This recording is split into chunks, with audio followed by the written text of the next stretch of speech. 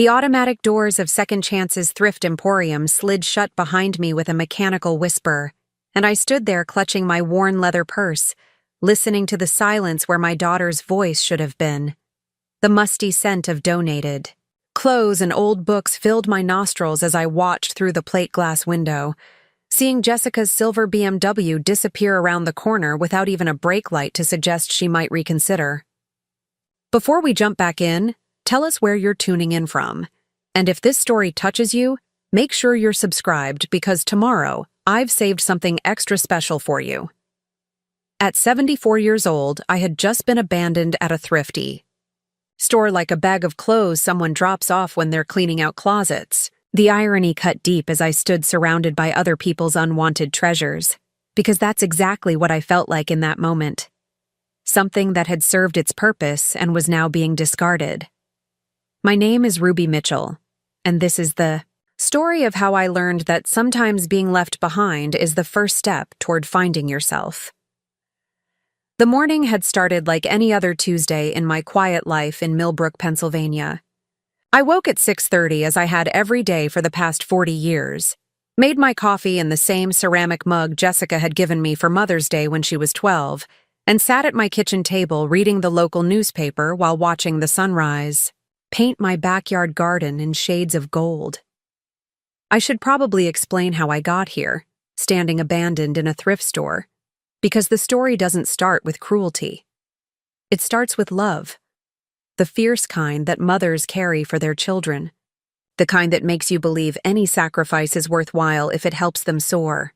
Jessica came into this world on a snowy December night in 1976, 3 weeks early and stubborn from her first breath. Her father, Robert, had seemed devoted during the pregnancy, but when the reality of sleepless nights and endless responsibilities hit, he simply vanished one morning, leaving behind a note that said he wasn't ready to be a father. I found myself alone with a colicky baby and a heart that felt both broken and complete at the same time. Those early years blurred together in my memory like watercolors in rain.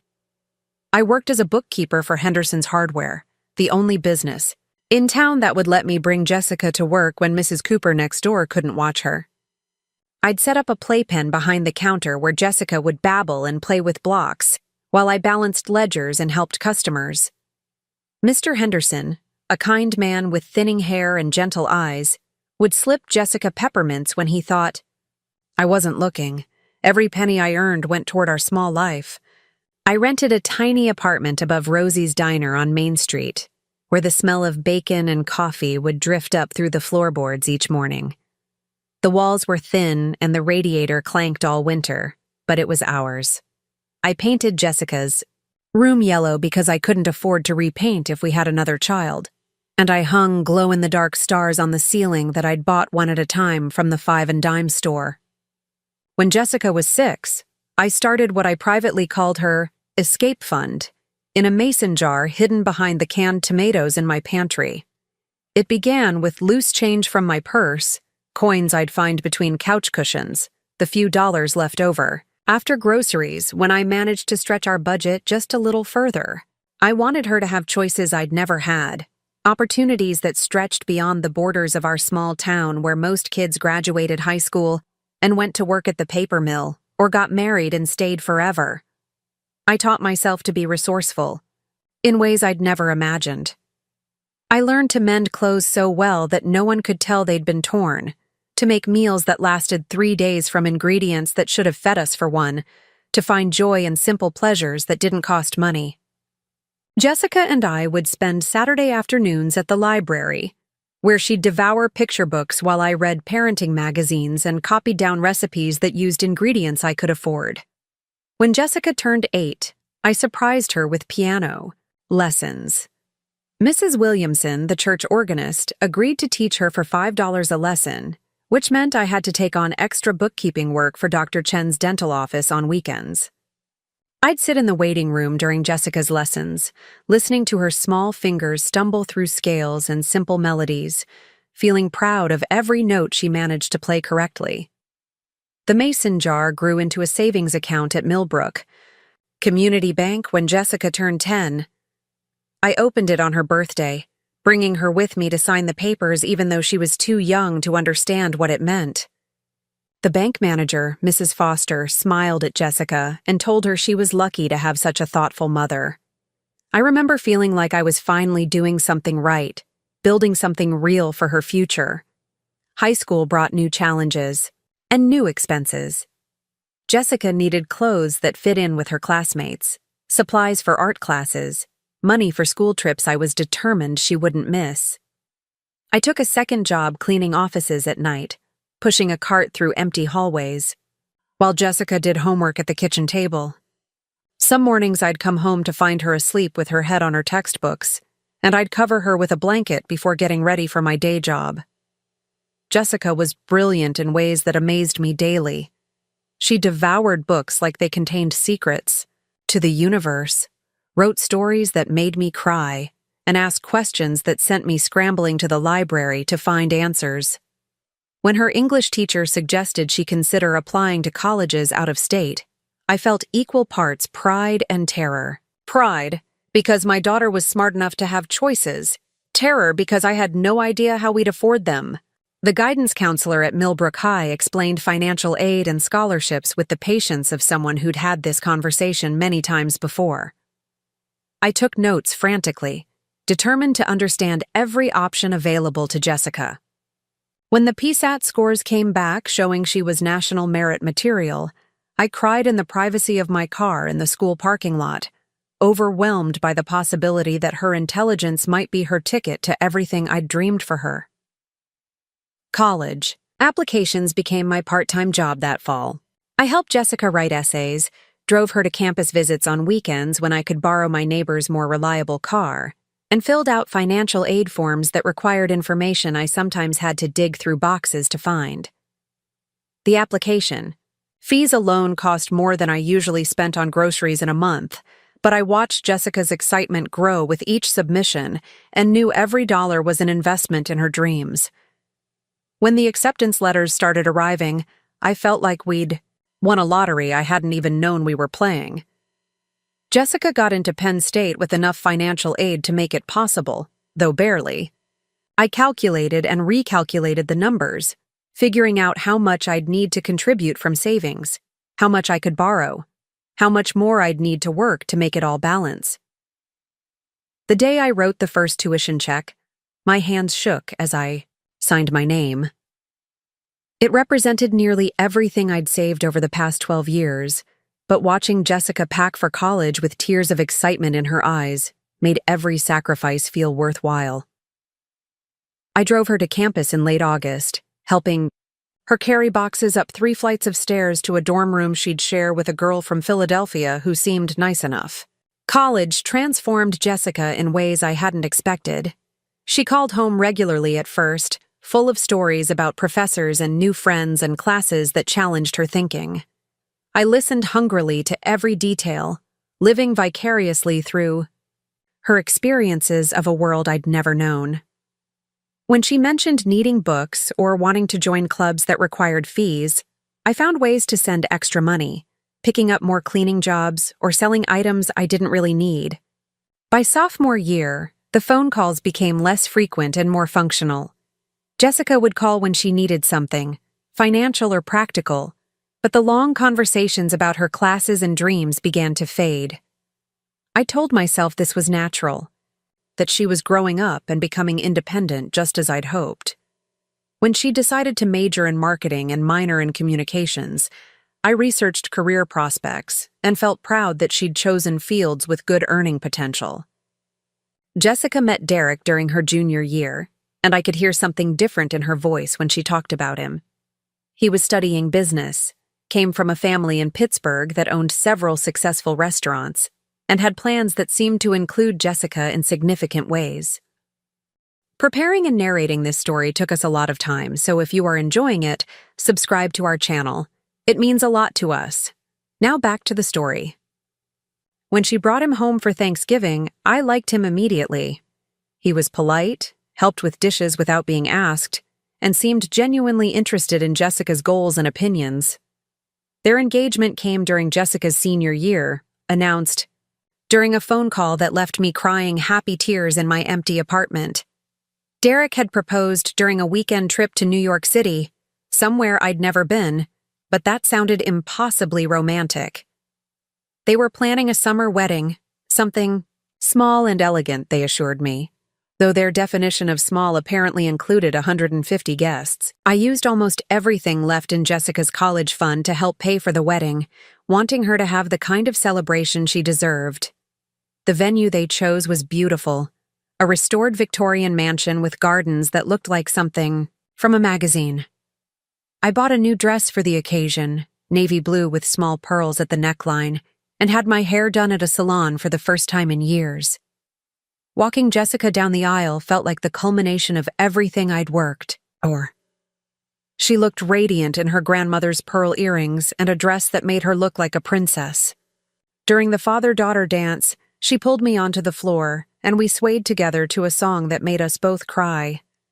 In that moment, surrounded by flowers and music and love, I felt like every sacrifice had been worth it. After the wedding, Jessica and Derek moved to Pittsburgh, where Derek joined his family's restaurant business, and Jessica got a job at a marketing firm downtown. They rented a cute apartment in a trendy neighborhood and seemed to be building exactly the kind of life I'd dreamed for Jessica when she was small.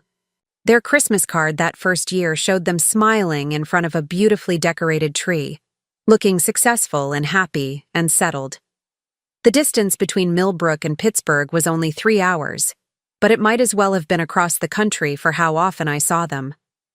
Jessica would call every few weeks with updates about work and life, and I'd share news from our small town that probably seemed insignificant compared to their big city adventures. When they bought their first house 2 years after the wedding, I sent a generous check as a housewarming gift, drawn from savings I'd started rebuilding after the wedding expenses. Becoming a grandmother happened gradually, then all at once.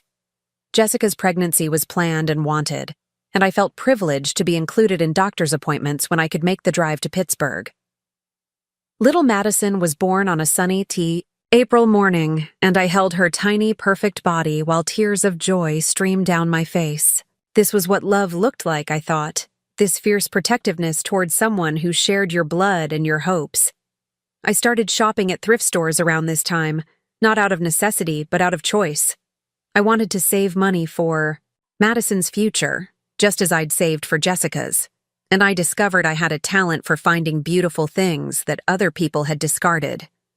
A barely worn cashmere sweater for $3, vintage dishes that just needed a good washing, books that looked like they'd never been opened. My apartment slowly filled with treasures that told stories of lives I'd never know. Thrift shopping became more than a hobby. It became a passion and eventually a source of pride. I had an eye for quality, could spot real silver among the plate, could identify valuable pottery even when it was covered in dust. Friends started asking me to look for specific items during my weekend treasure hunts, and I enjoyed the challenge of finding exactly what they wanted at a fraction of retail price. When Madison started talking, I was the grandmother who arrived with bags full of beautiful toys and clothes I'd found at consignment shops and estate sales. A wooden rocking horse that just needed new paint, picture books with gorgeous illustrations, tiny dresses that looked like they'd come from expensive boutiques. Jessica would thank me politely, but I sometimes caught her exchanging glances with Derek that I couldn't quite interpret. As Madison grew, so did the requests for financial help. Daycare costs were higher than expected. The house needed repairs. They hadn't budgeted for. Derek's restaurant expansion required more investment than originally planned.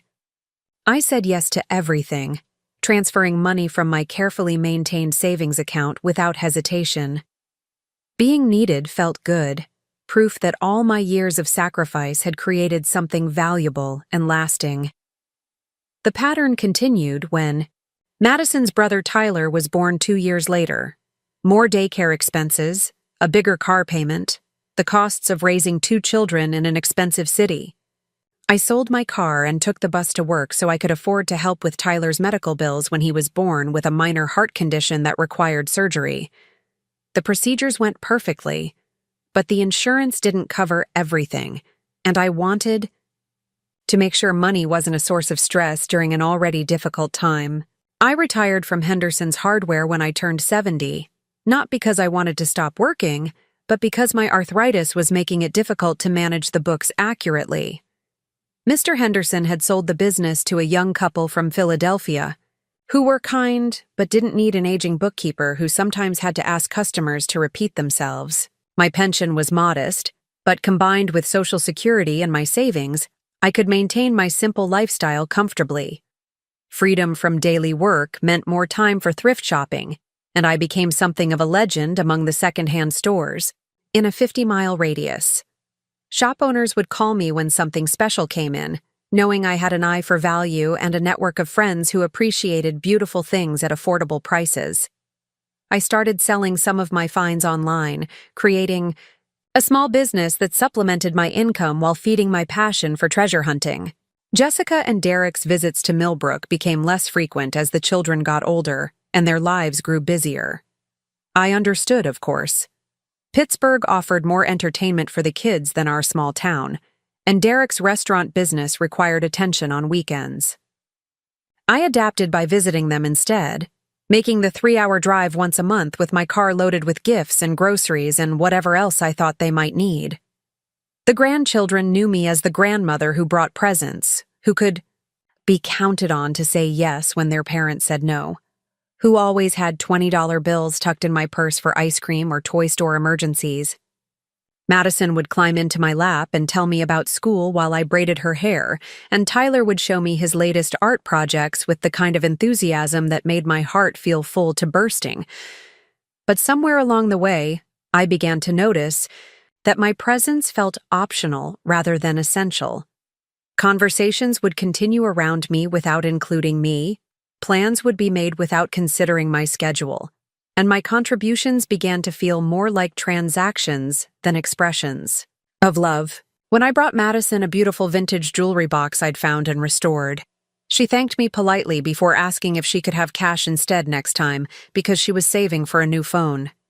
I told myself this was normal, that children today were different, that I was probably being too sensitive about small slights that didn't mean anything.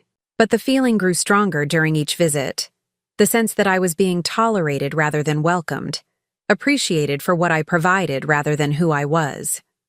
The requests for money became more frequent and less apologetic. Jessica would call to mention that Madison needed money for a school trip, that Tyler's soccer equipment was expensive, that their property taxes had gone up more than expected. I said yes to everything because saying no felt impossible, like abandoning my role as the supportive grandmother who made difficult things possible. But with each yes, with each transfer from my dwindling savings account, I felt myself becoming smaller somehow. Less like a person with my own needs and dreams, more like a resource to be managed and accessed when necessary. I was the grandmother who lived alone in a small town, who didn't really understand modern life, but could be counted on to help when money was tight. I didn't realize then that I had trained them to see me this way, that my eagerness to provide had taught them to expect rather than appreciate. I had built my identity around being useful, and now I was trapped in a role that felt less like love and more like obligation. But I couldn't see a way out that didn't involve disappointing the people I loved most in the world. The foundation I'd built with years of sacrifice was solid, but I was slowly realizing that I'd built it so well that there was no room left for me to stand on it. I had created a structure that supported everyone else while leaving me buried, underneath, invisible and increasingly forgotten. But I still believed that love meant giving everything you had, that mothers were supposed to sacrifice themselves for their children's happiness, that being needed was the same as being valued. I was still Ruby Mitchell, the devoted mother and grandmother who would do anything for her family. I was still the woman who shopped at thrift stores to save money for other people's dreams, who lived modestly so others could live well, who believed that generosity was the highest form of love. I hadn't yet learned that sometimes the most loving thing you can do is teach people that your kindness has limits, your resources aren't infinite, and your presence isn't guaranteed. That lesson was still months away, waiting for me in the fluorescent-lit Aisles of a thrift store where I'd soon learn what it felt like to be discarded by the very people I'd spent my life lifting up. The signs started small, like hairline cracks in a foundation that you don't notice until the whole structure begins to shift. It was a Tuesday in March when I first felt the ground beneath my feet become unsteady, though I wouldn't recognize it as the beginning of the end until much later. I had driven to Pittsburgh for Madison's 13th birthday party, my trunk loaded with carefully wrapped gifts I'd spent weeks collecting. A vintage leather journal with her initials embossed in gold that I'd found at an estate sale, a delicate silver bracelet from the antique shop downtown, and a cashmere scarf in her favorite shade of purple that still had the original department store tags attached. I'd also brought homemade chocolate chip cookies, the recipe Jessica had loved as a child, along with ingredients to make Madison's requested birthday dinner of chicken parmesan. When I arrived at their house in the upscale Shadyside neighborhood, I found the driveway already crowded with cars I didn't recognize. Through the large front windows, I could see teenagers laughing and taking pictures, the living room decorated with streamers and balloons in sophisticated black and gold rather than the bright colors I associated with childhood birthdays. Jessica answered the door wearing a forced smile and designer jeans that probably cost more than I spent on clothes in a year. "Oh, Mom," she said, glancing back toward the party. "You're here." Her tone wasn't unkind, but it wasn't exactly welcoming either. There was something in her voice that made me feel like I was interrupting rather than arriving as an invited guest. I followed her into the kitchen, where Derek was arranging catered food on elegant platters. The counter was covered with gourmet sandwiches, artisanal cheeses, and fancy chocolates that made my homemade cookies look embarrassingly homemade. "Hi, Ruby," Derek said with his usual polite smile, but I noticed he didn't stop what he was doing to greet me properly. "Madison's having such a great time with her friends." "I brought her favorite cookies," I said, holding up the container I'd carefully packed that morning. "And I thought I could make the chicken parmesan she asked for." Jessica and Derek exchanged a look that lasted only a second, but felt loaded with meaning. "That's so sweet, Mom, but we decided to just do finger foods tonight. You know how teenagers are, they don't really want to sit down for a formal dinner." She took the cookie container from my hands and set it on the counter without opening it. "Why don't you go say hi to Madison? She's in the living room with her friends." I walked into the living room feeling suddenly overdressed in my carefully chosen outfit and clutching gifts that seemed inadequate compared to the expensive electronics and designer accessories the other party guests had brought. Madison was in the center of a group of girls, all of them tall and sophisticated in ways that made 13 look like 16. They were taking selfies and posting them immediately, phones constantly in their hands. "Happy birthday, sweetheart," I said, approaching Madison with my arms open for a hug. She hugged me back, but it was brief and distracted, her attention clearly focused on her friends and their ongoing photo session. "Thanks, Grandma Ruby," she said, already turning back to her group. "Look what Chloe got me." She held up a small box from an expensive jewelry store, containing earrings that probably cost more than my monthly grocery budget. I handed her my carefully chosen gifts, watching as she opened them with polite enthusiasm that felt practiced rather than genuine. "These are beautiful," she said about the journal, though I noticed her friends seemed unimpressed by something. "So analog." The bracelet received a similar response, pretty but not particularly exciting to a generation that valued technology over sentiment. I stood at the edge of the party for the next hour, watching Madison laugh and pose with her friends, while feeling increasingly invisible. When parents began arriving to pick up their children, I realized I was the only grandparent in attendance, the only person over 40 besides Jessica and Derek. The other adults seemed to belong to a world of successful professionals who spoke easily about private schools and European vacations and investment strategies. "Ruby, isn't it wonderful that Madison has such lovely friends?" said one mother whose name I'd forgotten immediately after being introduced. Her tone was kind but condescending, the way people speak to elderly relatives at family gatherings. "It's so nice that you could be here for her special day." When the last guest left, I helped clean up while Madison disappeared upstairs to call friends who had already left the party. Jessica accepted my help with the same polite appreciation she might show a hired cleaning service, thanking me but not really engaging with me as we loaded the dishwasher and folded tablecloths. The party was lovely, I said, trying to start. A conversation that might feel more personal than the surface-level exchanges we'd been having all evening. Madison seemed happy with everything, Jessica replied, wiping down counters that were already clean. She's getting so grown up. Sometimes I can hardly believe she's my little girl. I wanted to say that I remembered when Jessica was 13, when we'd celebrated her birthday with a homemade cake and gifts I'd saved for months to afford. I wanted to remind her of the traditions we'd shared, the intimacy of smaller celebrations where conversation mattered more than appearances. But something in Jessica's demeanor suggested she wasn't interested in nostalgia or comparisons between then and now. Derek joined us in the kitchen, loosening his tie and checking his phone. "Great party, babe," he said to Jessica. "Madison's friends seem really nice. That girl Chloe's father owns the new steakhouse downtown. I should introduce myself next." Time. I realized then that even Madison's birthday party had become a networking opportunity, a chance to make connections that might benefit Derek's business. The celebration wasn't really about family or traditions or the simple joy of marking another year of a child's life. It was performance, an event designed to project success and maintain social status within their carefully curated community. That night, I slept in their guest room, surrounded by decorator pillows and expensive linens that felt too formal for comfort. I could hear Tyler playing video games in his room next door, the electronic sounds bleeding through walls that were probably well insulated but couldn't contain the noise of a 10-year-old's enthusiasm. In the morning, Jessica brought me coffee in a mug I didn't recognize, part of a set that matched their new kitchen renovation. "I hope the party wasn't too overwhelming," she said, sitting across from me at their granite breakfast counter. "I know Madison's friends can be a little intense." "They seem like nice girls," I replied, though I wasn't entirely sure that was true.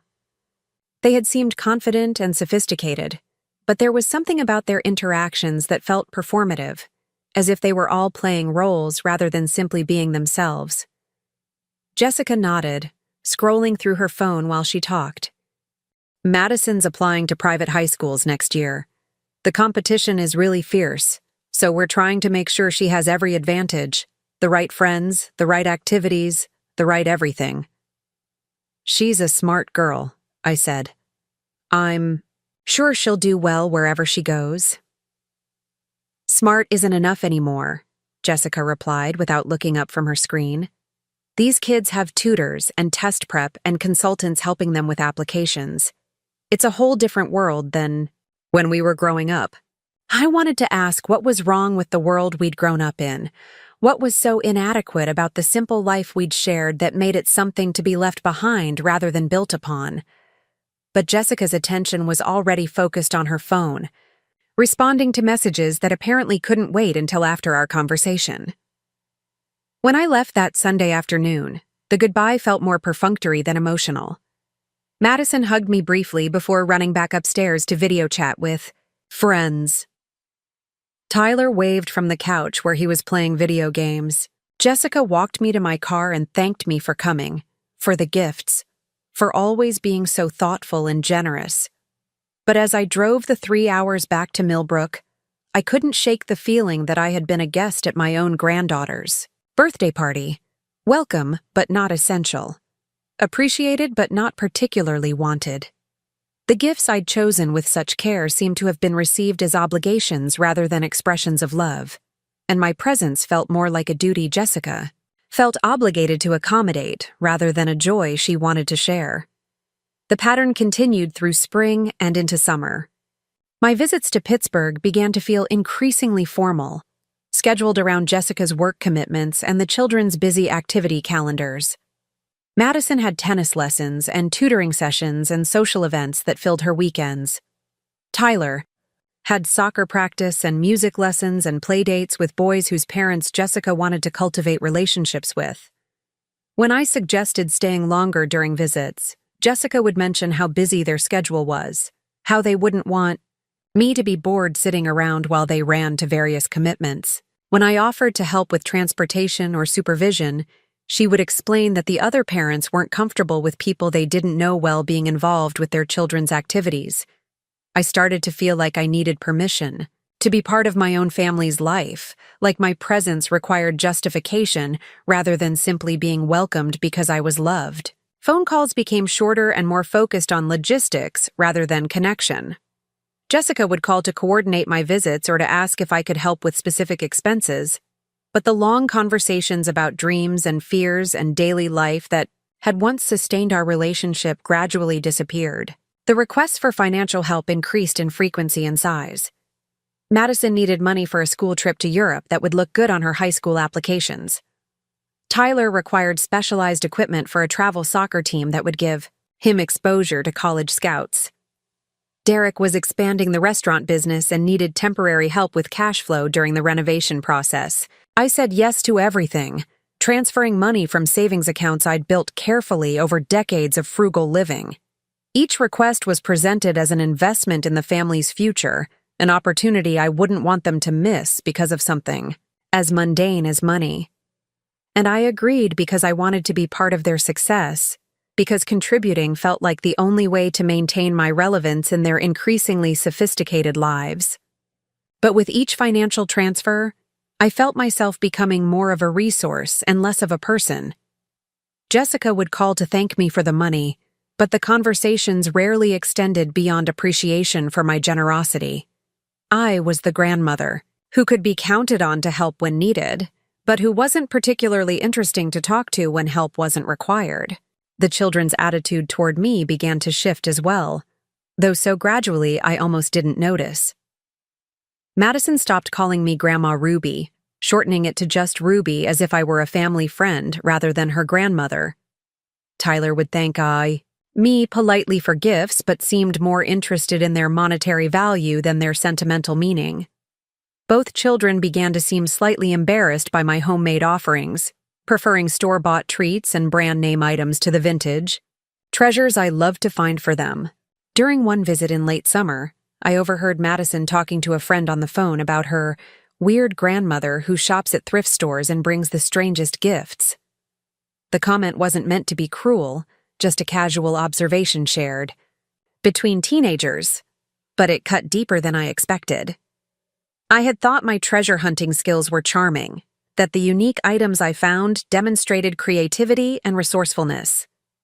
Instead, they apparently marked me as eccentric and out of touch with what modern children actually wanted. I began to modify my gift-giving, choosing items that were more conventional even if they felt less personal. Instead of carefully curated vintage finds, I started buying new items from stores that Jessica and Derek would recognize and approve of. The gifts were well received, but felt hollow to me, lacking the history and character that made secondhand treasures special. My own needs began to feel increasingly irrelevant in family conversations. When I mentioned that my arthritis was bothering me more frequently, Jessica would respond with sympathy but no offers of help or support. When I talked about feeling lonely in my small apartment, she would suggest I should consider getting a dog or joining more activities at the senior center, as if my loneliness were a personal problem rather than something that might be addressed by more frequent contact with family. The isolation wasn't dramatic or sudden. It developed slowly, like a relationship slowly cooling rather than ending abruptly. Phone calls became less frequent, visits were shorter and more structured, and my role in family decisions diminished until I was informed of plans rather than consulted about them. When Jessica announced that they were planning a family vacation to Disney World over Christmas, I assumed I was included until she mentioned that they'd already booked flights and hotel rooms for 4 people. "It's really more of a family trip," she explained when I asked about the arrangements. "You know how exhausting those theme parks can be, and the kids are at ages where they want to be independent. We thought you might prefer to stay home and relax." I wanted to say that I would have liked the option to decide for myself whether I was too old for Disney World, that being included in family plans shouldn't depend on whether I could keep up with teenagers, that Christmas was supposed to be about being together rather than being convenient. But Jessica's tone suggested the decision had already been made, and my preferences weren't really part of the equation. Instead, I spent Christmas alone in my apartment, surrounded by gifts I'd carefully chosen for family members who were experiencing magic and adventure without me. I cooked a small turkey and watched old movies, trying to convince myself that solitude was peaceful rather than lonely. When Jessica called that evening to check in, her voice was full of excitement about their day, and I listened to stories about rides and shows and experiences I would never share. The new year brought more changes in our family dynamic. Jessica was promoted to a senior position at her marketing firm, requiring longer hours and more travel. Derek opened a second restaurant location that demanded constant attention during the startup phase. Madison started high school at an exclusive, private academy where tuition cost more than I'd made in a year during my working life. Tyler joined additional sports teams and academic programs designed to prepare him for similar educational opportunities. Success was transforming my family in ways I hadn't anticipated. Financial security allowed them to make choices based on opportunity rather than necessity, but it also seemed to create distance between their new lifestyle and the simpler life I represented. I was proud of their achievements while simultaneously feeling left behind by them, like an artifact from a previous era that was interesting to display, but not particularly relevant to daily life. My own life began to feel smaller in comparison to their expanding horizons. The thrift stores and estate sales that had once felt like adventures now seemed like evidence of how limited my world had become. My small apartment, once cozy and comfortable, started to feel cramped and outdated when compared to their spacious house with its modern amenities and designer furnishings. I started to second-guess myself in conversations with Jessica, wondering if my stories about life in Millbrook sounded boring compared to her urban professional experiences. When I mentioned finding a beautiful vintage vase at an estate sale, she would respond politely, but without the enthusiasm that might encourage me to share more details. My excitement about small-town events and local gossip seemed insignificant compared to their sophisticated social calendar and business networking opportunities. The financial requests continued, but became more assumptive, as if my willingness to help had created an expectation rather than gratitude.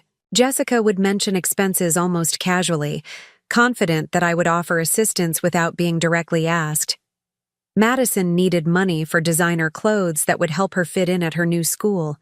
Tyler required private coaching to improve his chances of making elite sports teams. Derek's business expansion required more capital than originally projected. I continued to say yes because saying no felt like abandoning my family when they needed support. But each financial contribution came with less acknowledgement and appreciation, as if my assistance had become a predictable part of their financial planning rather than a generous gift from someone living on a fixed income. By fall, I realized that my relationship with my family had become primarily transactional. They called when they needed something, thanked me when I provided it, and maintained polite contact between requests. I was no longer a person they turned to for advice, comfort, or simply the pleasure of conversation. I had become a resource to be managed, reliable and available, but not particularly interesting or essential to their emotional lives. The recognition was painful, but undeniable. I had spent decades building my identity around being needed by my family, and now that they were successful and self-sufficient, I was struggling to understand who I was supposed to be. My purpose had been to help Jessica achieve her dreams, and she had achieved them so completely that she no longer needed the kind of support that had once made me feel valuable and loved. I was 64 years old, living alone in a small town, watching my family grow increasingly distant despite all the love and sacrifice I had poured into our relationships. I was the grandmother who could be counted on for financial help, but who wasn't particularly important in any other way. I was background music in their lives, noticed when absent, but easily ignored when present. The foundation I had built was crumbling not because of cruelty or malice, but because of indifference and neglect. I had taught my family to take my presence for granted, and now they were doing exactly what I had trained them to do. I was being slowly erased from their story, and the most painful part was that they didn't even seem to notice it was happening. The morning that changed everything started with what seemed like a simple invitation. Jessica called on a crisp October Tuesday while I was sorting through a box of vintage scarves I'd purchased at an estate sale the weekend before. Her voice carried an unusual lightness, almost excitement, as she asked if I'd like to come to Pittsburgh that Saturday for what she called a special shopping day. Madison needs some new clothes for homecoming, Jessica explained, and I thought it might be fun if you came along. We could make a whole day of it, maybe get lunch at that new place Derek's been wanting to try. I felt a flutter of genuine happiness at the invitation. It had been months since Jessica had suggested spending unstructured time together, and the idea of being included in something as normal as shopping for my granddaughter felt like a return to the kind of relationship I'd been missing.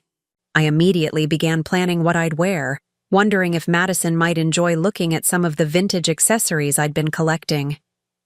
"That sounds wonderful," I told Jessica, already imagining the three of us browsing through stores together, sharing opinions about colors and styles, maybe stopping for coffee and actually talking about something other than schedules and expenses. "Should I meet you at the house, or would you prefer to pick me up?" "Actually," Jessica said, and I heard something shift in her tone. "We were thinking of starting at that big outlet center outside the city. You know, the one with all the designer stores? Madison's been wanting to check out some of the shops there." I knew the outlet center she meant, though I'd never shopped there myself. It was the kind of place where discounted designer clothes still cost more than I typically spent on an entire wardrobe. But I was so pleased to be included that I didn't hesitate to agree. If Madison wanted designer clothes for homecoming, I was happy to be part of helping her find them. "Perfect," I said. "What time should I meet you there?" "Well, here's the thing," Jessica continued, and I could hear her choosing her words carefully. "Madison was actually hoping we could meet somewhere that would be convenient for everyone.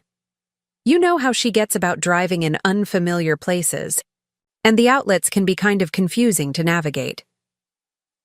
She suggested we meet at Second Chance's Thrift Emporium, a large consignment store about 20 minutes from my apartment. I knew the place well, had spent many pleasant Saturday mornings browsing their extensive inventory of furniture, clothes, and household items. It seemed like an odd place to begin a shopping trip focused on homecoming attire, but I assumed they wanted to start somewhere familiar before venturing to the more upscale outlets. Saturday morning dawned gray and drizzly, the kind of Pennsylvania autumn day that made me grateful for warm sweaters and hot coffee. I dressed carefully in my best, slacks and a navy cardigan that Jessica had once complimented, adding the pearl earrings that had belonged to my mother. I wanted to look presentable for our shopping expedition, especially if we'd be visiting stores where appearance mattered more than I was accustomed to. I arrived at Second Chance's 15 minutes early, parking near the front entrance where Jessica would easily spot my car. The store was busy for a Saturday morning, with several families loading furniture into pickup trucks and individual shoppers pushing carts filled with books, clothes, and household treasures. I enjoyed watching the steady stream of people discovering unexpected finds, remembering my own excitement at similar discoveries over the years. When Jessica's BMW pulled into the parking lot 20 minutes later, I gathered my purse and walked toward her car, expecting to transfer to her vehicle for the drive to the outlets. But when the passenger door opened, only Madison emerged, looking tall and elegant in dark jeans and an expensive-looking jacket I didn't recognize. "Hi, Grandma Ruby," Madison said, giving me a quick hug that felt more obligatory than affectionate. She seemed distracted, checking her phone even as she greeted me. "Mom said you wanted to look around in here first before we go to the real stores." I felt a small stab of confusion. I hadn't expressed any desire to shop at the thrift store. That had been Jessica's suggestion for our meeting place. But before I could clarify, Jessica was waving from the driver's seat, calling out through her open window. "You two go ahead and browse around," she said, not getting out of the car. "I need to make a few work calls, and Madison said she wanted to check out their vintage section anyway. I'll just wait out here and catch up on some emails." Madison was already walking toward the store entrance, clearly eager to get the obligatory thrift store portion of our day over with, so we could move on to the shopping she actually cared about. I followed her inside, feeling slightly off balance but trying to maintain the enthusiasm I'd felt about our planned day together. The interior of Second Chances was well organized despite its size, with different sections clearly marked and merchandise arranged by category and color. Madison headed immediately toward the clothing area, though her expression suggested she was performing a duty rather than pursuing genuine interest. She picked up a few items randomly, held them up briefly, then replaced them with the kind of polite disinterest that teenagers reserve for activities they consider beneath them. "This is actually a really good store," I said, trying to bridge the growing awkwardness I was feeling. "I've found some beautiful things here over the years. Look at this vintage brooch, for instance. The workmanship is incredible, and it probably cost a fraction of what it would new." Madison glanced at the brooch I was holding with barely concealed impatience. "That's nice, Grandma Ruby," she said, but her attention was already focused on her phone, where she was texting someone with rapid-fire intensity. "How long do you think we'll be in here? I was hoping we could get to the outlets before the good stuff gets picked over." I suggested we could leave whenever she was ready, though I felt disappointed that our shopping day was starting with such obvious reluctance on her part. I had hoped we might actually enjoy browsing together, that Madison might appreciate the hunt for unique items that made thrift shopping exciting for me. Instead, she seemed to view our time in the store as an obligation to be endured before moving on to the real purpose of our outing. We wandered through the store for about 20 minutes, with Madison showing polite interest in a few items, while I tried to share some of the knowledge I'd gained about identifying quality pieces among the donated merchandise.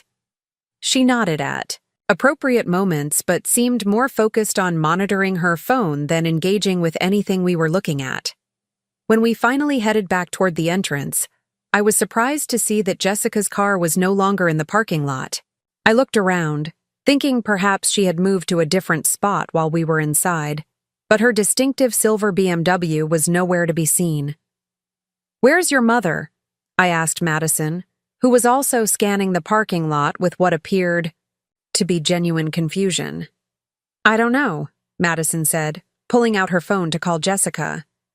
I watched her face change from confusion to understanding, to something that looked uncomfortably like embarrassment as she listened to whatever Jessica was saying on the other end of the call.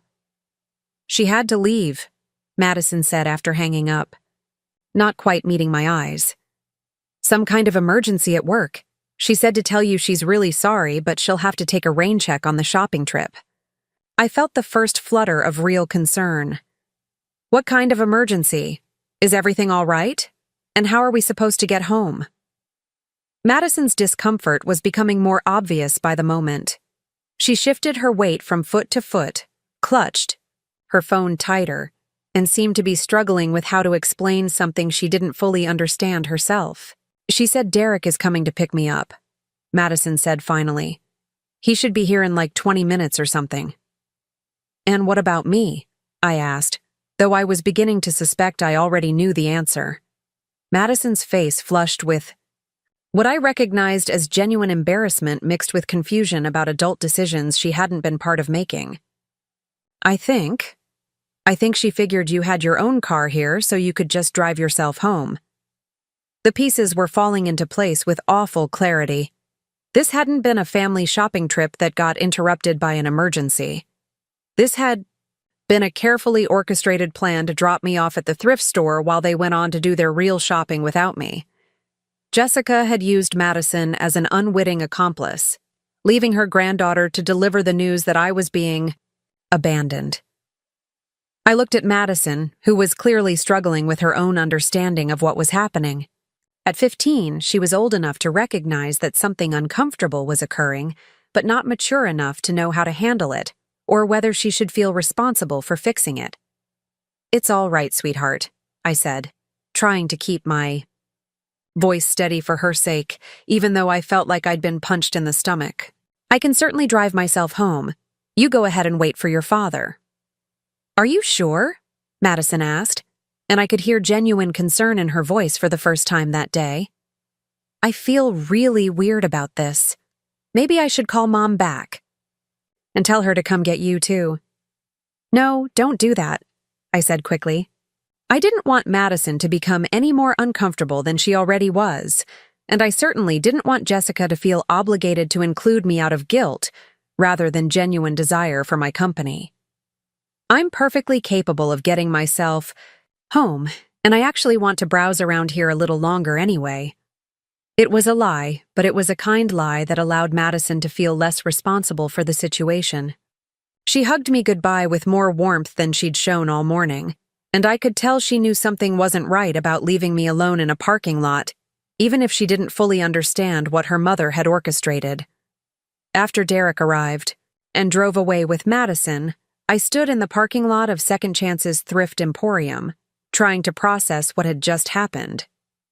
The drizzle had intensified into a steady rain, and the gray sky seemed to reflect the growing realization that I had been deliberately excluded from my own family's activities. This hadn't been an emergency that disrupted our plans. This had been the plan all along. Jessica had never intended to spend the day shopping with me. She had used the thrift store as a convenient place to drop me off while she and Madison went on to do their real shopping at stores where my presence would apparently be an embarrassment or inconvenience. I walked back into the thrift store, needing time to think and not wanting to drive while I was feeling so emotionally shaken. The familiar environment that had always felt welcoming now felt different, like a place where I'd been deposited because it was considered my natural habitat. The elderly woman browsing through housewares, the retired man examining used books, the young mother looking for children's clothes on a tight budget. We were all people who belonged in thrift stores, people for whom secondhand was first choice rather than temporary necessity. I wandered through the aisles without really seeing anything, my mind racing as I tried to understand how I had become someone who could be so casually discarded. When had my presence become so unwelcome that elaborate deceptions were necessary to avoid including me in family activities? When had I become the grandmother who was dropped off at thrift stores like an unwanted donation? The questions multiplied as I drove home through the rain, each mile adding another layer to my growing understanding of how completely I had misread my role in my family's life. I had thought I was a beloved grandmother, whose company was enjoyed and whose contributions were appreciated. Instead, I was apparently a burden to be managed, an obligation to be fulfilled with minimal inconvenience to everyone else. I had been so focused on giving everything I could to ensure my family's happiness that I had failed to notice they had stopped including me in that happiness.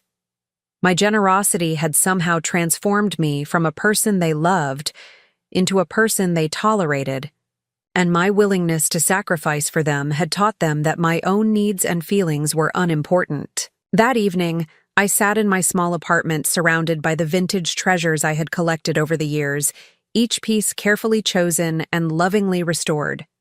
The items that had once felt like proof of my good eye and creative spirit now seemed like evidence of how far removed I was from my family's sophisticated tastes and lifestyle. I was the grandmother who shopped at thrift stores and drove an aging car and lived in a small apartment, and somehow those characteristics had made me someone they were embarrassed to be seen with in public.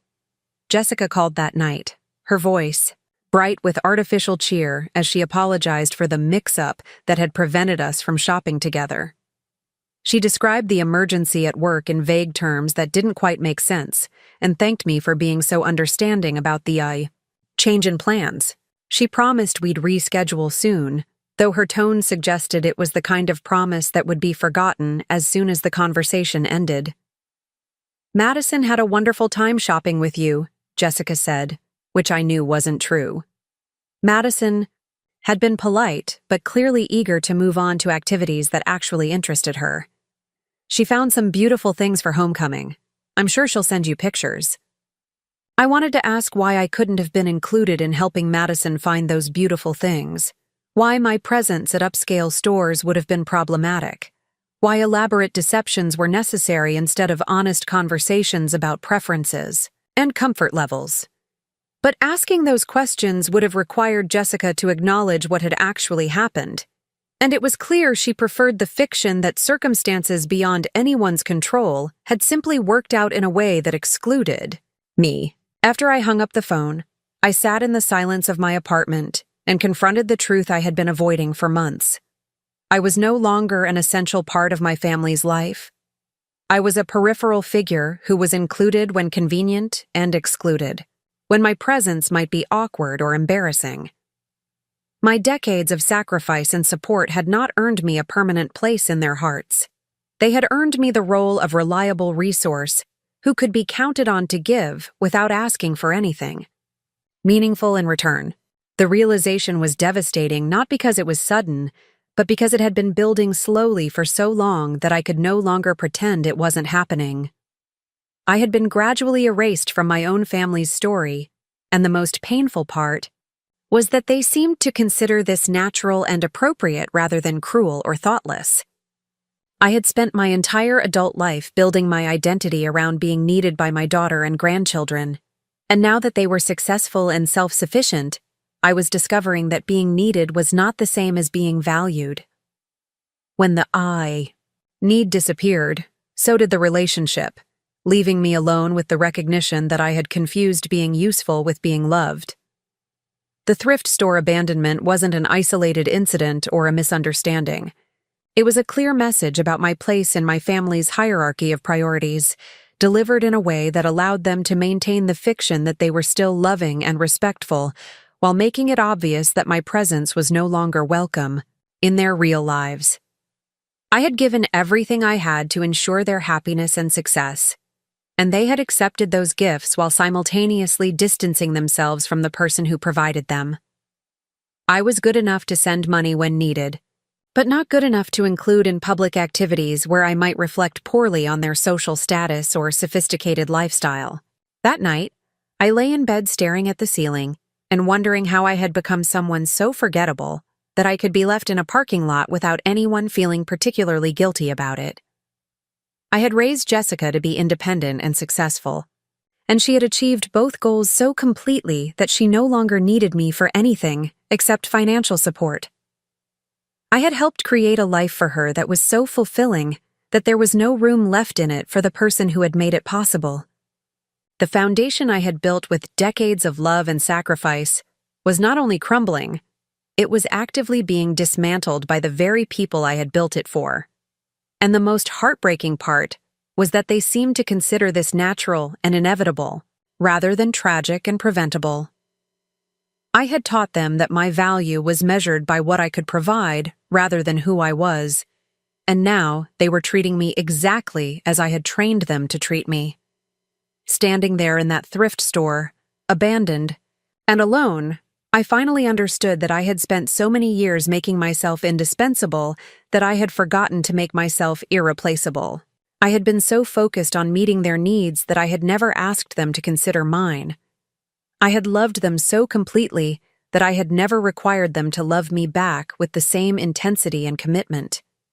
The woman who had driven to that thrift store expecting to spend a pleasant day shopping with her family was gone, replaced by someone who finally understood that love without respect is not really love at all. It's convenience disguised as affection, and I had been confusing the two for far too long. The silence in my apartment that night was different from any quiet I had ever experienced. It wasn't the peaceful stillness of evening settling in or the comfortable solitude I had grown accustomed to over the years. This was the heavy silence of understanding, the kind that settles over you when you finally stop lying to yourself about truths you've been avoiding. I made chamomile tea with hands that shook slightly, not from age but from the aftershock of recognition. As I sat at my small kitchen table, the same table where I had once helped Jessica with homework and later counted coins for her college fund. I found myself staring at my reflection in the darkened window. The woman looking back at me seemed like a stranger, someone who had spent decades believing in a version of love that apparently existed only in her own mind. Sleep eluded me completely that night. Every time I closed my eyes, I saw Madison's embarrassed face as she delivered news she didn't understand. Heard Jessica's artificially bright voice making excuses that didn't hold up under examination. I replayed conversations from recent months, searching for clues I had missed, signs I had chosen to ignore because acknowledging them would have meant confronting a reality I wasn't ready to face. By morning, something fundamental had shifted inside me. The desperate need to excuse their behavior, to find explanations that preserved my illusions about our relationship, had been replaced by a cold clarity that was both devastating and oddly liberating. I was 74 years old, and I had just discovered that the people I loved most in the world considered me disposable. I spent Sunday morning doing something I hadn't done in years. Instead of calling Jessica to check in or planning my next visit to Pittsburgh, I sat down with a calculator and my financial records, spreading bank statements and investment portfolios across my dining room table like pieces of a puzzle I was finally ready to solve. The numbers told a story I had been too generous to read clearly before. Over the past 15 years, I had transferred nearly $200,000 to support Jessica's family. College tuition, wedding expenses, house down payment, private school fees, business investments, family vacations, emergency repairs, and dozens of smaller requests that had seemed insignificant individually, but added up to a fortune by my modest standards. $200,000. The amount staggered me as I sat there in my small apartment, surrounded by secondhand furniture and wearing clothes I had owned for years, because spending money on myself felt selfish when my family had needs I could help meet. I had given them enough money to buy a house, start a business, or secure a comfortable retirement, and they had accepted it all while gradually cutting me out of their lives.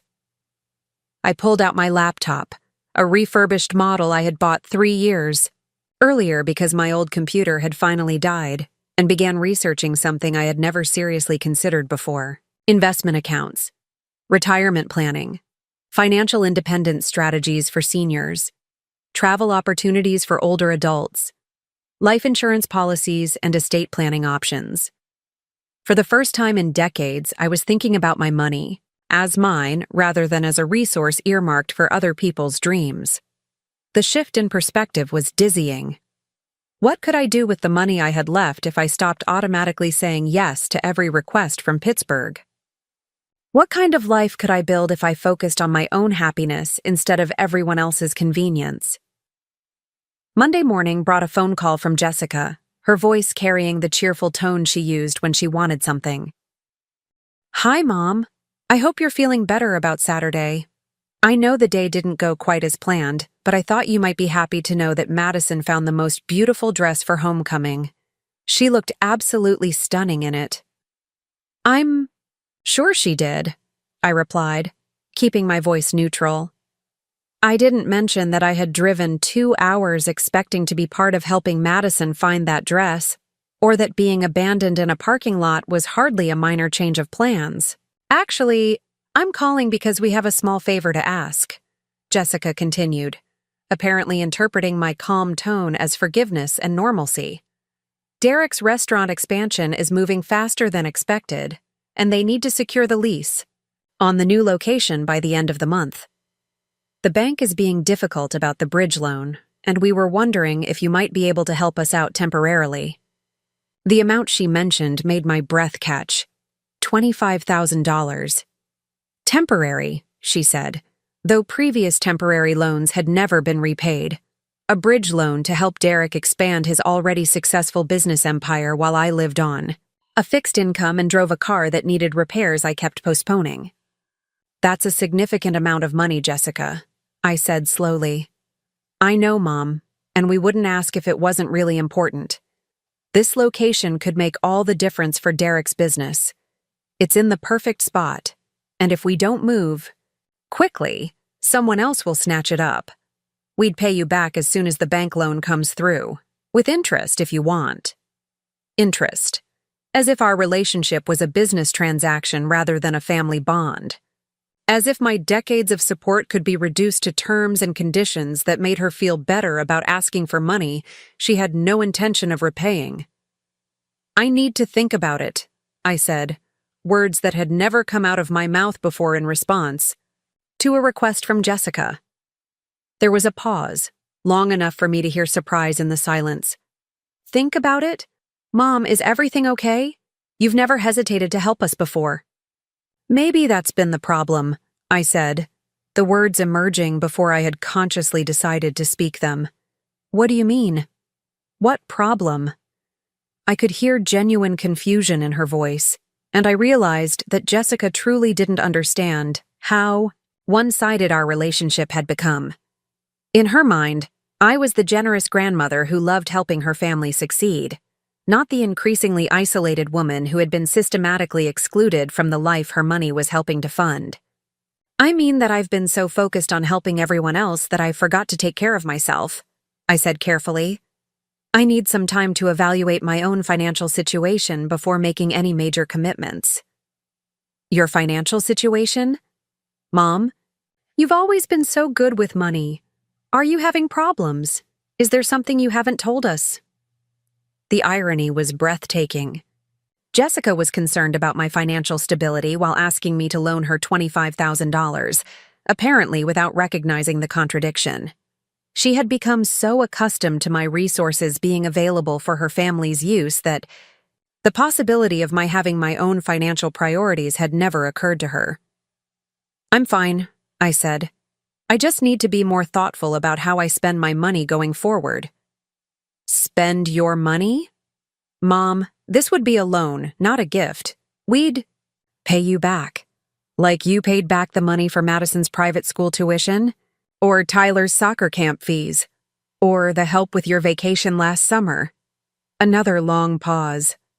I could almost hear Jessica's mind working, trying to remember which financial contributions had been loans and which had been gifts, realizing, perhaps, for the first time that she had never clarified the terms or made any effort to repay money that had supposedly been borrowed rather than given. "Those were different circumstances," she said finally. "Educational expenses and family activities, not business investments." "They were all my money," I said quietly. "And I gave it freely because I loved you and wanted to help. But somewhere, along the way, my willingness to help became an expectation that I would always help, and my presence in your life became optional while my financial support remained essential." "Mom, that's not fair. We love having you in our lives. Saturday was just an unfortunate situation with work emergencies and scheduling conflicts." "Jessica, please don't insult my intelligence. There was no work emergency. You planned to drop me off at that thrift store and go shopping without me because you were embarrassed to have me along at the stores where you actually wanted to shop." The silence stretched longer this time, and when Jessica spoke again, her voice had lost its cheerful tone. "Mom, you're making this sound much more dramatic than it actually was. We thought you'd enjoy browsing at the thrift store, and Madison needed clothes from specific stores that you probably wouldn't have been interested in anyway. You thought I'd enjoy being abandoned in a parking lot while my family went shopping without me? You thought I'd prefer to be excluded rather than given the choice to participate. It wasn't like that. We just thought it would be more comfortable for everyone if we split up for part of the day." "More comfortable for whom, Jessica? Certainly not for me.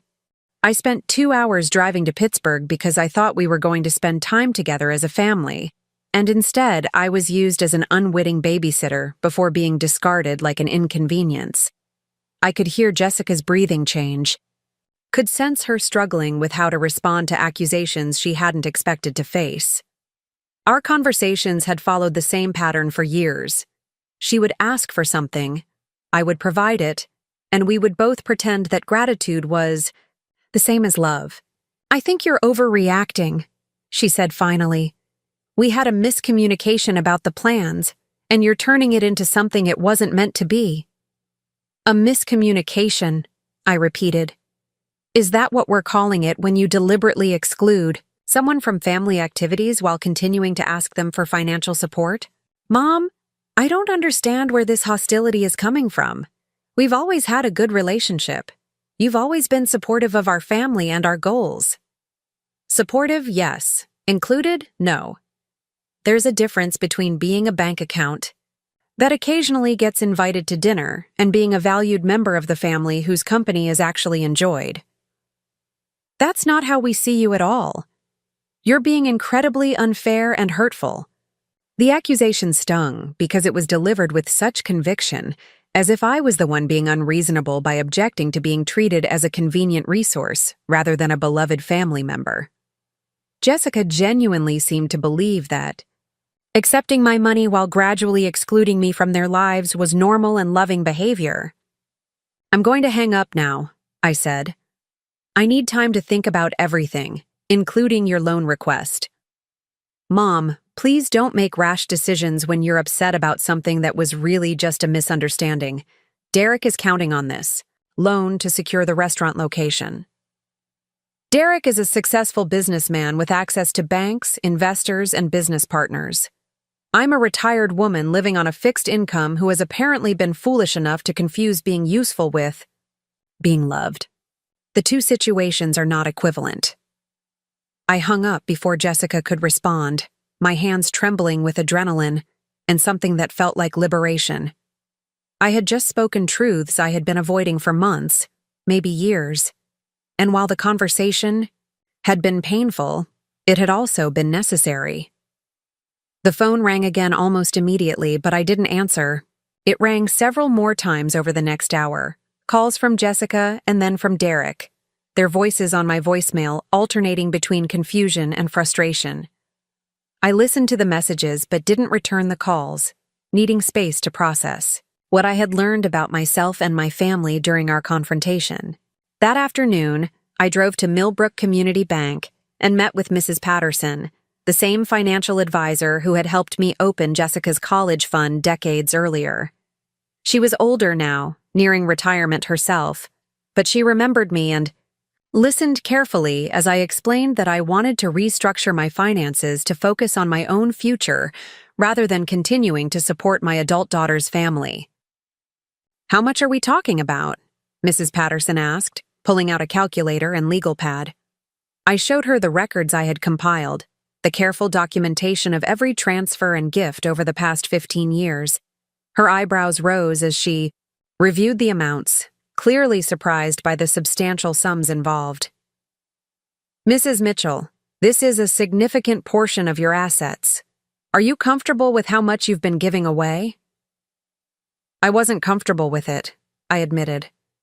I just didn't realize how much it had added up to until I actually calculated the total. I've been so focused on helping one gift at a time that I never looked at the cumulative impact on my own financial security. Mrs. Patterson nodded understandingly. It's very common for older adults to underestimate how much they're giving to family members, especially when the gifts happen gradually over many years. The individual amounts seem manageable, but they can really add up to something substantial. We spent the next 2 hours reviewing my entire financial situation, calculating what I would need for a comfortable retirement, exploring investment, options that would protect my remaining assets from further erosion through family gifts. Mrs. Patterson was diplomatic, but clear in her assessment. I had been far too generous for someone with my modest income and limited earning potential. The good news is that you still have enough left to secure your own future if you're careful going forward, she said. But you'll need to be much more selective about large financial gifts if you want to maintain your independence as you age. What if I stopped giving financial gifts entirely? I asked. What would that mean for my long-term security? Mrs. Patterson ran the numbers with obvious relief, as if she had been hoping I would ask that exact question. If you stop the pattern of large gifts and focus on conservative growth investments, you could actually improve your financial position significantly over the next decade. You're in much better shape than many of your peers, but only if you protect what you have left. I left the bank with a manila folder full of documents and a clarity about my situation that I hadn't possessed that morning. I had enough money to live comfortably for the rest of my life, to travel and pursue interests and even help with genuine emergencies, but only if I stopped treating my family's wants as my financial obligations. That evening, I called my sister, Margaret, who lived in Florida with her husband of 45 years. We had grown apart over the years, partly because I had been so focused on Jessica's family that I had neglected other relationships. But Margaret listened without judgment as I explained what had happened over the weekend and what I was beginning to understand about my situation. "Ruby, honey, I've been worried about this for years," Margaret said when I finished my story. "Every time we talked, it was about money you were sending to Pittsburgh or trips you were taking to help with something. I kept wondering when you were going to start living your own life instead of funding theirs. Why didn't you say something? Would you have listened? You were so proud of Jessica's success, so happy to be needed by your grandchildren. I didn't think you were ready to hear that you might be giving too much." Margaret was right. I wouldn't have listened, would have defended my generosity, and insisted that supporting my family was what made me happy. I had built my identity around being the grandmother who could solve problems with money and time. An endless availability and criticism of that role would have felt like criticism of everything I valued about myself. "What are you going to do now?" Margaret asked. "I don't know yet," I admitted. "But I know I can't keep living the way I have been. I can't keep giving everything I have to people who take it for granted while excluding me from the life I'm helping them fund." "Good," Margaret said firmly. "It's about time you remembered that you matter too." After I hung up, I sat in my living room surrounded by the vintage treasures I had collected over the years, each piece carefully chosen and lovingly restored. These items had represented my creativity and resourcefulness, my ability to see value where others saw only discarded junk. But tonight they felt like symbols of something else entirely. My willingness to accept secondhand love while giving first-class devotion in return. I picked up a small silver picture frame I had found at an estate sale years earlier, polished to a soft gleam, and holding a photo of Jessica's family from last Christmas. They looked happy and successful, and complete without me.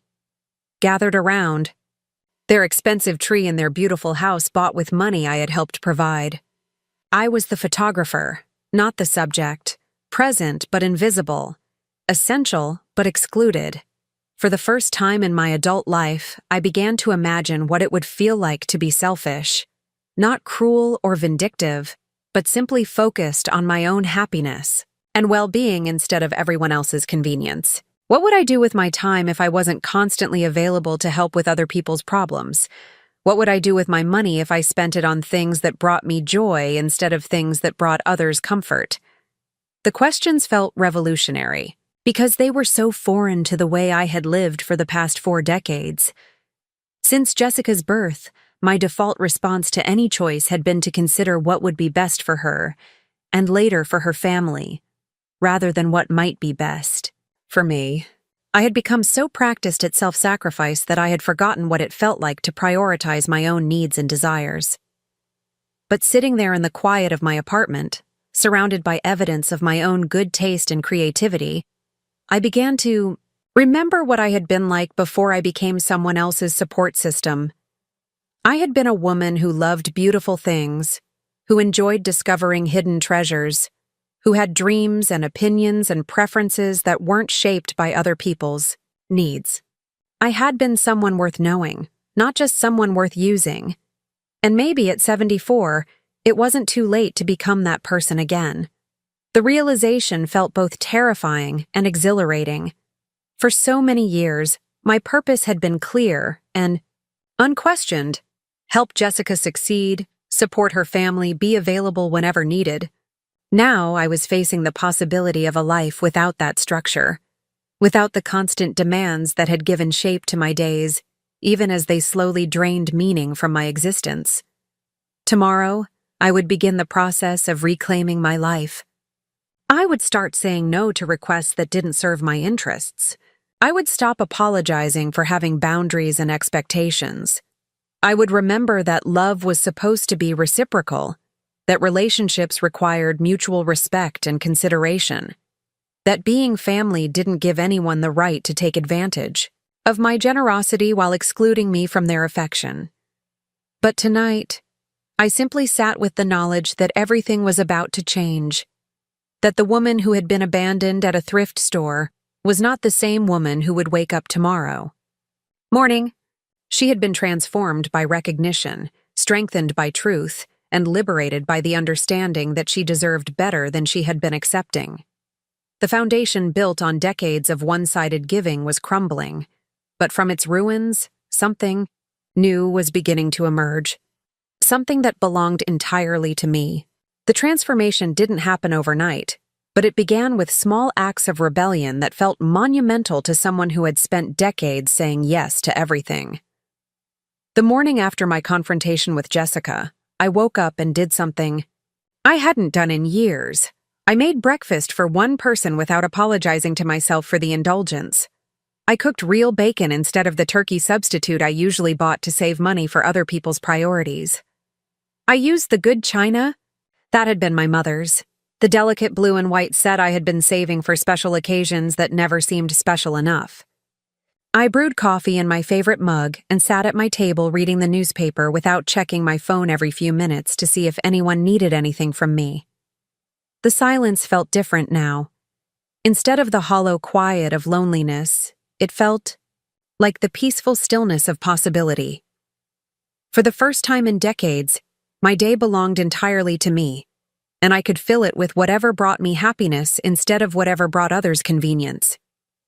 I started with my closet, a walk-in space that had become cluttered with clothes I had bought but never worn because they seemed too nice for my quiet life in Millbrook.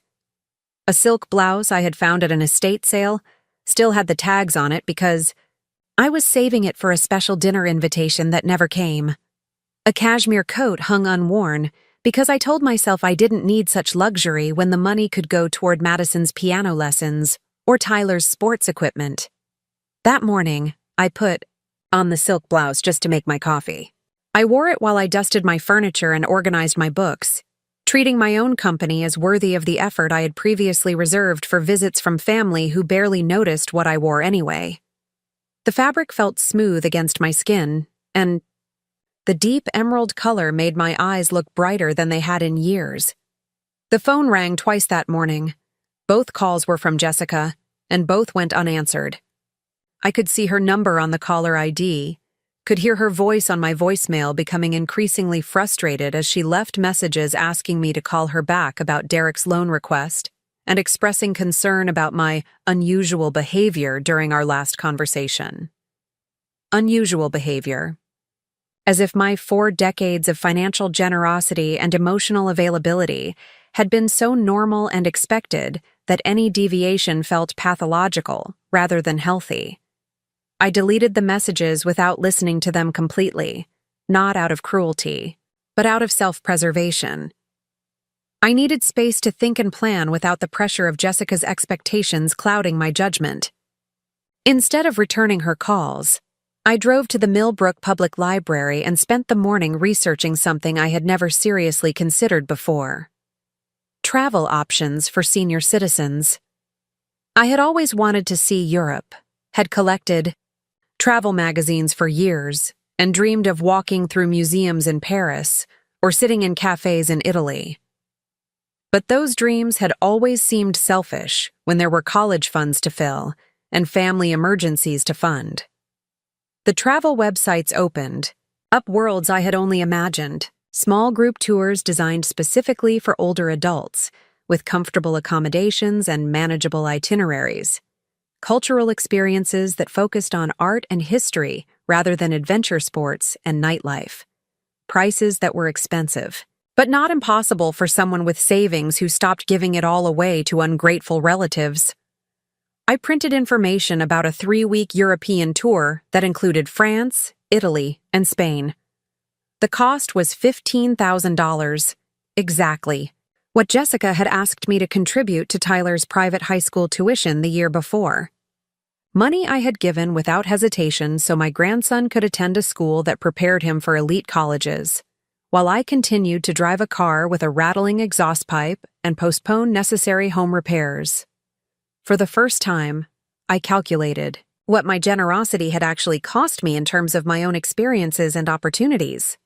The European tour I was now considering could have been funded by any one of the major gifts I had given over the past 5 years.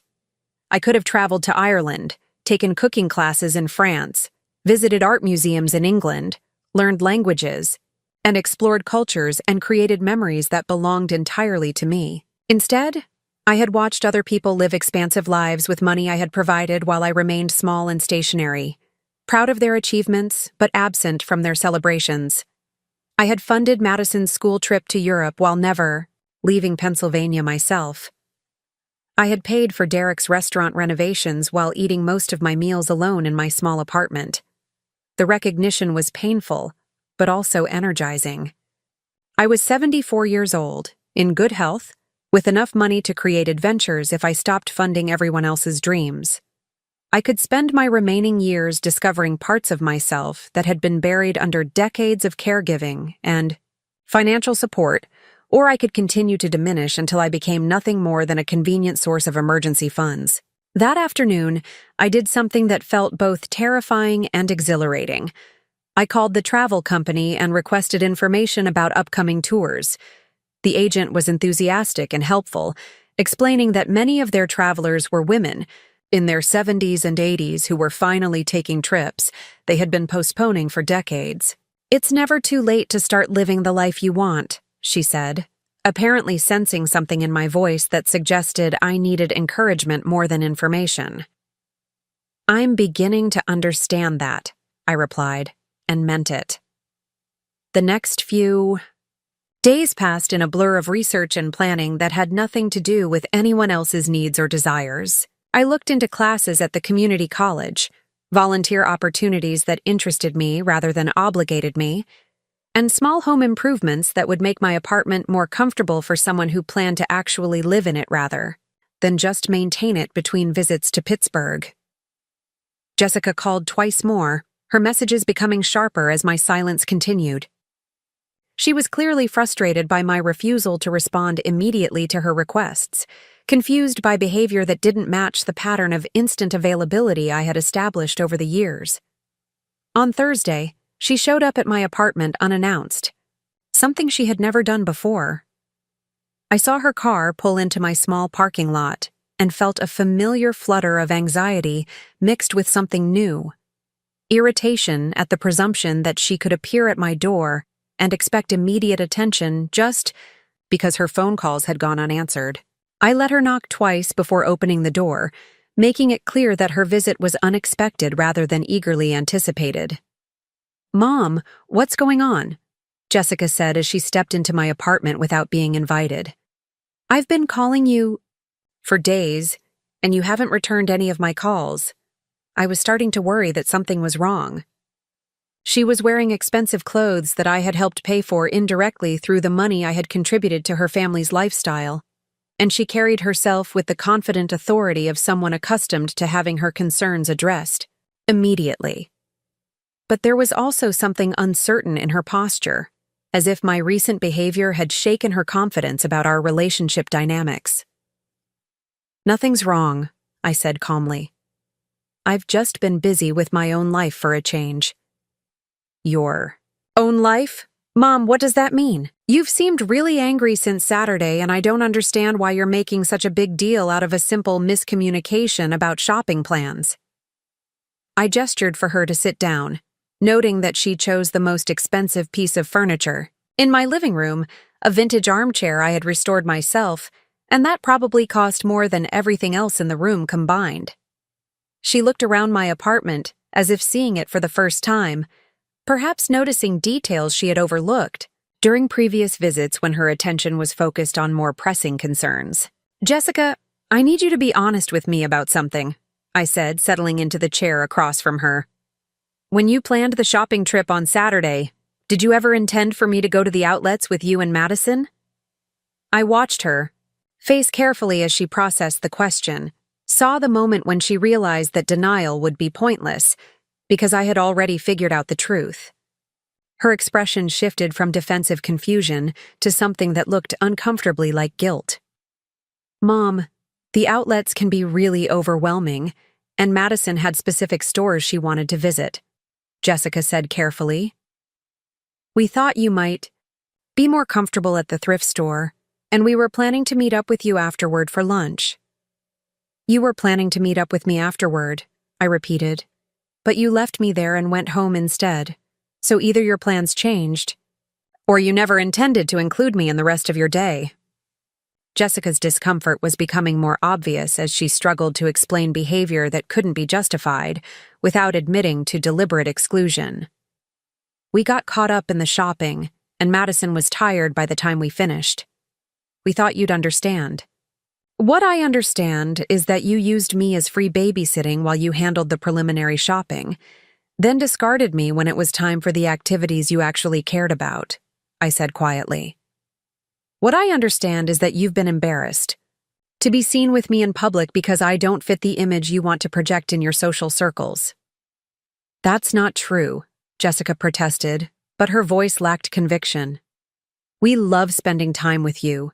You're being paranoid and dramatic about something that was really just poor planning on our part. Am I being paranoid about the fact that you only call me when you need money? Am I being dramatic about the fact that my invitations to family events have become increasingly rare and increasingly conditional? Am I imagining that my presence in your life has become optional while my financial support has remained essential? Jessica's face flushed with anger, and what I hoped was shame. Mom, you're creating problems where none exist. We've always appreciated everything you've done for our family. We wouldn't be where we are today without your support. That's exactly the problem, I said. You wouldn't be where you are today without my support, but you've organized your lives as if I don't exist except when you need something from me. I've given you nearly $200,000 over the past 15 years, and in return, I've been gradually excluded from your family's real life. The number hung in the air between us like an accusation that couldn't be ignored or explained away. Jessica's eyes widened as she processed the amount, apparently surprised by the cumulative total of gifts she had accepted and requests she had made. $200,000, she repeated. Mom, that can't be right. Most of that money was for education and emergencies, not just gifts. Education for your children, emergencies in your household, investments in your husband's business, I said. All worthy causes, but all focused on improving your life while mine remained static. When was the last time you asked me what I wanted to do with my money, my time, my remaining years? Jessica shifted uncomfortably in her chair, clearly struggling with questions she had never been forced to consider. Our relationship had been structured around her needs and my willingness to meet them, and the possibility that I might have unfulfilled desires or unmet needs seemed to genuinely surprise her. What do you want to do? She asked finally, as if the question had never occurred to her before. I want to travel, I said. I want to take classes and learn new skills and meet people who are interested in who I am, rather than what I can provide for them. I want to spend my money on experiences that bring me joy instead of on other people's obligations and conveniences. But you can still do those things, Jessica said. No one's stopping you from traveling or taking classes. The money I've given you over the years could have funded decades of travel and education and personal growth, I replied. Every time I said yes to one of your requests, I was saying no to possibilities for my own life. And I was willing to make those sacrifices because I thought I was investing in relationships that valued me as more than a financial resource. We do value you as more than a financial resource, Jessica insisted, but her tone suggested she was trying to convince herself as much as me. When was the last time you called me just to talk? When was the last time you asked my opinion about something that wasn't directly related to money or childcare? When was the last time you included me in family plans without me having to ask to be included? The questions hung unanswered because we both knew what the answers would reveal. Jessica's relationship with me had become purely functional, centered, around what I could do for her family rather than who I was as a person. She had stopped seeing me as someone worthy of consideration and attention, and I had enabled that transformation by accepting it as natural and inevitable. "Mom, I think you're being really unfair," Jessica said finally. "We're busy people with demanding careers and active children. We can't call you every day or include you in every family activity." "I'm not asking to be included in every family activity," I said. "I'm asking to be included in some family activities. I'm asking to be treated like someone whose company is enjoyed rather than someone whose presence is tolerated out of obligation." "Your presence isn't tolerated out of obligation. We love having you around. Do you? Because from my perspective, it feels like I've become the grandmother who gets dropped off at thrift stores while the real family goes shopping together. It feels like I've become someone you call when you need money but avoid when you want to have fun." Jessica's frustration was evident in her voice and posture. She had come to my apartment expecting to pressure me into returning Derek's phone calls and agreeing to the business loan. But instead, she was being forced to confront patterns of behavior she had never examined or acknowledged. "What do you want from us?" she asked. "What would make you feel better about our relationship?" "I want you to stop asking me for money," I said simply. "I want you to start including me in family activities because you enjoy my company, not because you need me to babysit or contribute to expenses. I want you to treat me like someone whose feelings matter, whose opinions have value, whose presence adds something positive to your life. And if we do those things, will you help Derek with the restaurant loan?" The question revealed everything I needed to know about Jessica's priorities and understanding of our relationship. Even in the middle of a conversation about my feelings of exclusion and exploitation, she was still focused on securing financial support. My emotional needs were obstacles to be overcome rather than legitimate concerns to be addressed. "No," I said. "I won't be helping Derek with the restaurant loan, and I won't be providing financial assistance for family expenses going forward. I'm done being your family's bank account." "Mom, that's really selfish. We're not asking you to give us money. We don't need.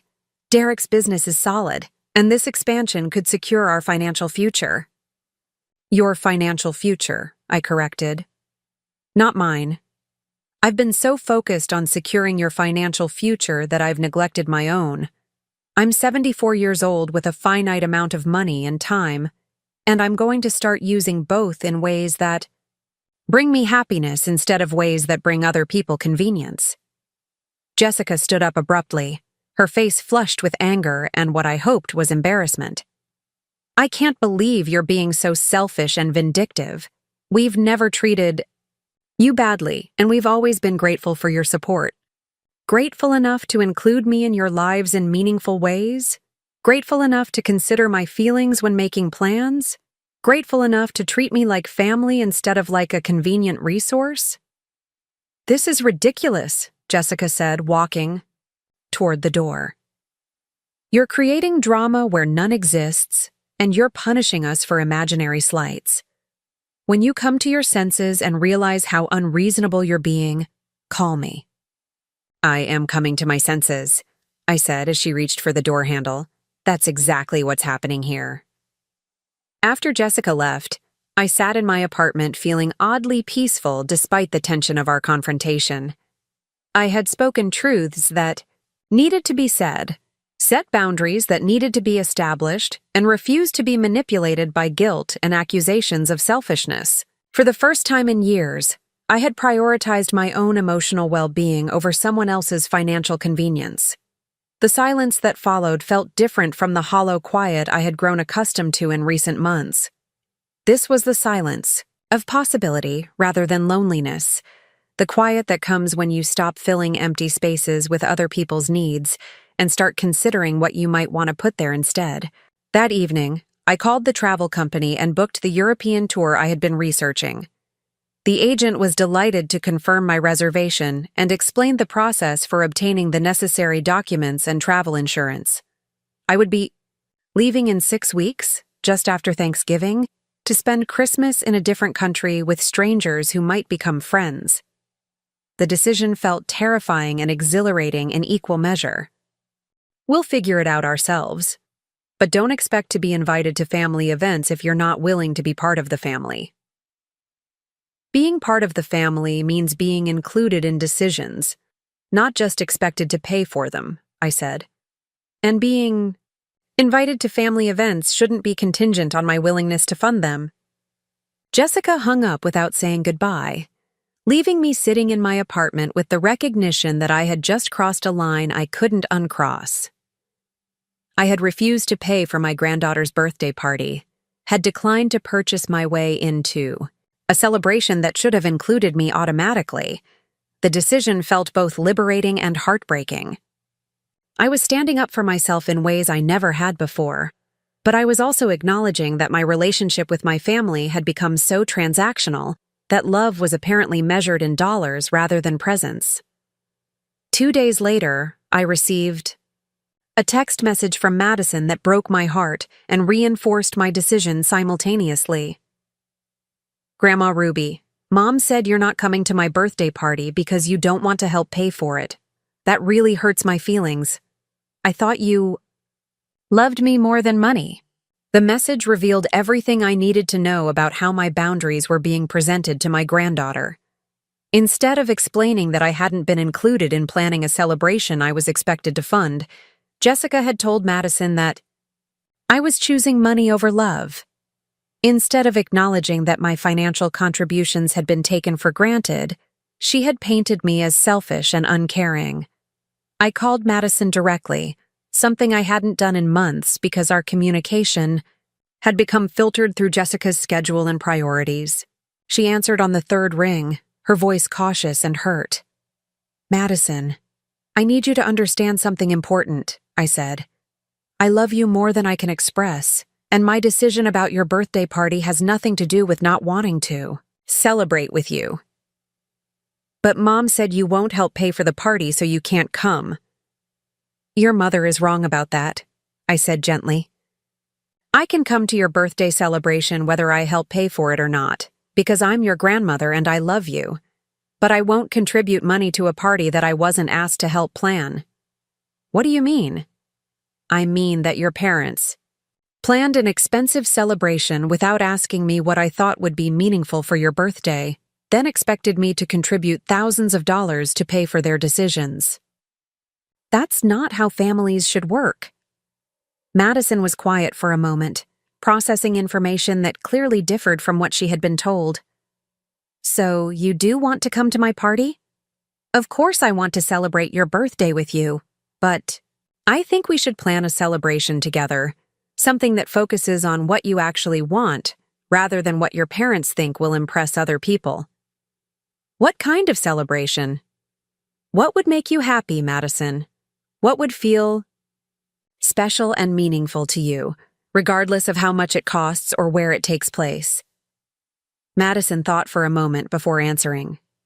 I'd like to do something where we could actually talk and spend time together, instead of just taking pictures and eating fancy food. Maybe something smaller, where I wouldn't have to worry about impressing everyone. That sounds perfect to me, I said. Would you like to plan something like that together, just the two of us? Could we? Mom and Dad have been so focused on the venue and the decorations that they haven't really asked me what I want. We absolutely can. Why don't you come visit me this weekend?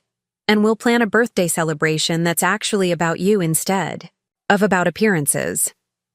When Madison arrived at my apartment that Saturday, she seemed older somehow, more thoughtful and less performative than during our recent interactions. She looked around my small space with new interest, as if seeing it for the first time rather than simply passing through on her way to more important activities. Grandma Ruby, why don't you live in a bigger place? She asked as we sat at my kitchen table with hot chocolate and homemade cookies. You could afford something nicer, couldn't you? I could, I agreed. But I've been spending my money helping other people live in bigger places instead of focusing on my own comfort. Like helping us? Yes, like helping your family. I've given your parents quite a lot of money over the years to help with expenses and opportunities. Madison nodded slowly. I kind of knew that, but I never really thought about what it meant. For you, I just thought you had lots of money and didn't mind sharing it. I don't mind sharing when it's appreciated and when I'm included in the decisions about how the money gets spent, I said.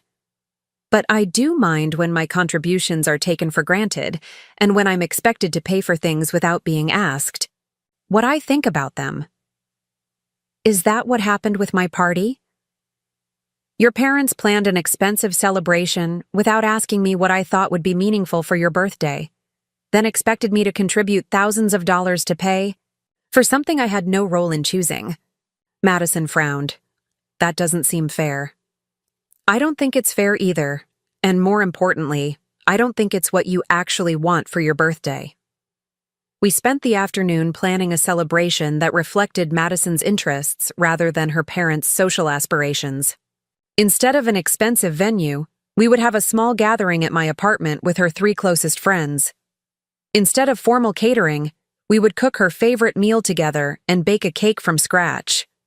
Instead of expensive entertainment, we would create a playlist of music she loved and spend time actually talking with people who cared about her. This sounds so much better than the ballroom party, Madison said as we finalized our plans. More like a celebration and less like a performance. Good celebrations should be about the person being celebrated, not about impressing other people, I said. I had never traveled alone, had never been further from Pennsylvania than a family vacation to Florida when Jessica was 12. But I was done living vicariously through other people's adventures while funding their dreams with money that could create my own experiences. I didn't hear from Jessica for 10 days, the longest period of silence between us since she had left for college. Part of me wanted to call her, to apologize for being difficult and agree to help with Derek's loan request just to restore the familiar pattern of our relationship. But I resisted the urge, recognizing it as the same impulse that had kept me trapped in a cycle of giving without receiving for decades. When she finally called, her voice was carefully controlled, as if she had rehearsed the conversation beforehand. Mom, I've been thinking about our talk, and I want you to know that I hear what you're saying about feeling excluded from family activities. I'm glad to hear that, I said cautiously. Madison is having a sweet 16 party in 2 weeks, and we'd love for you to come. It's going to be a small family gathering, just close relatives and a few of Madison's closest friends. I felt a familiar flutter of hope, mixed with skepticism. A sweet 16 party was exactly the kind of family celebration I had been missing, but Jessica's tone suggested there might be conditions attached to the invitation. That sounds lovely, I said. I'd be happy to attend. Great, the party is at that new event venue downtown, the one with the elegant ballroom. Madison has been so excited about having it there instead of at home. An elegant ballroom.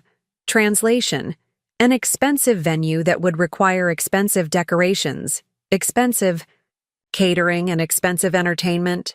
I waited for the inevitable request for financial contribution, recognizing the setup even as I hoped I was wrong. The venue costs are a little higher than we originally budgeted, Jessica continued, confirming my suspicions.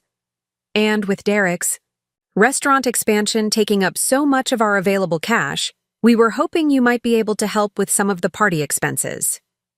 There it was.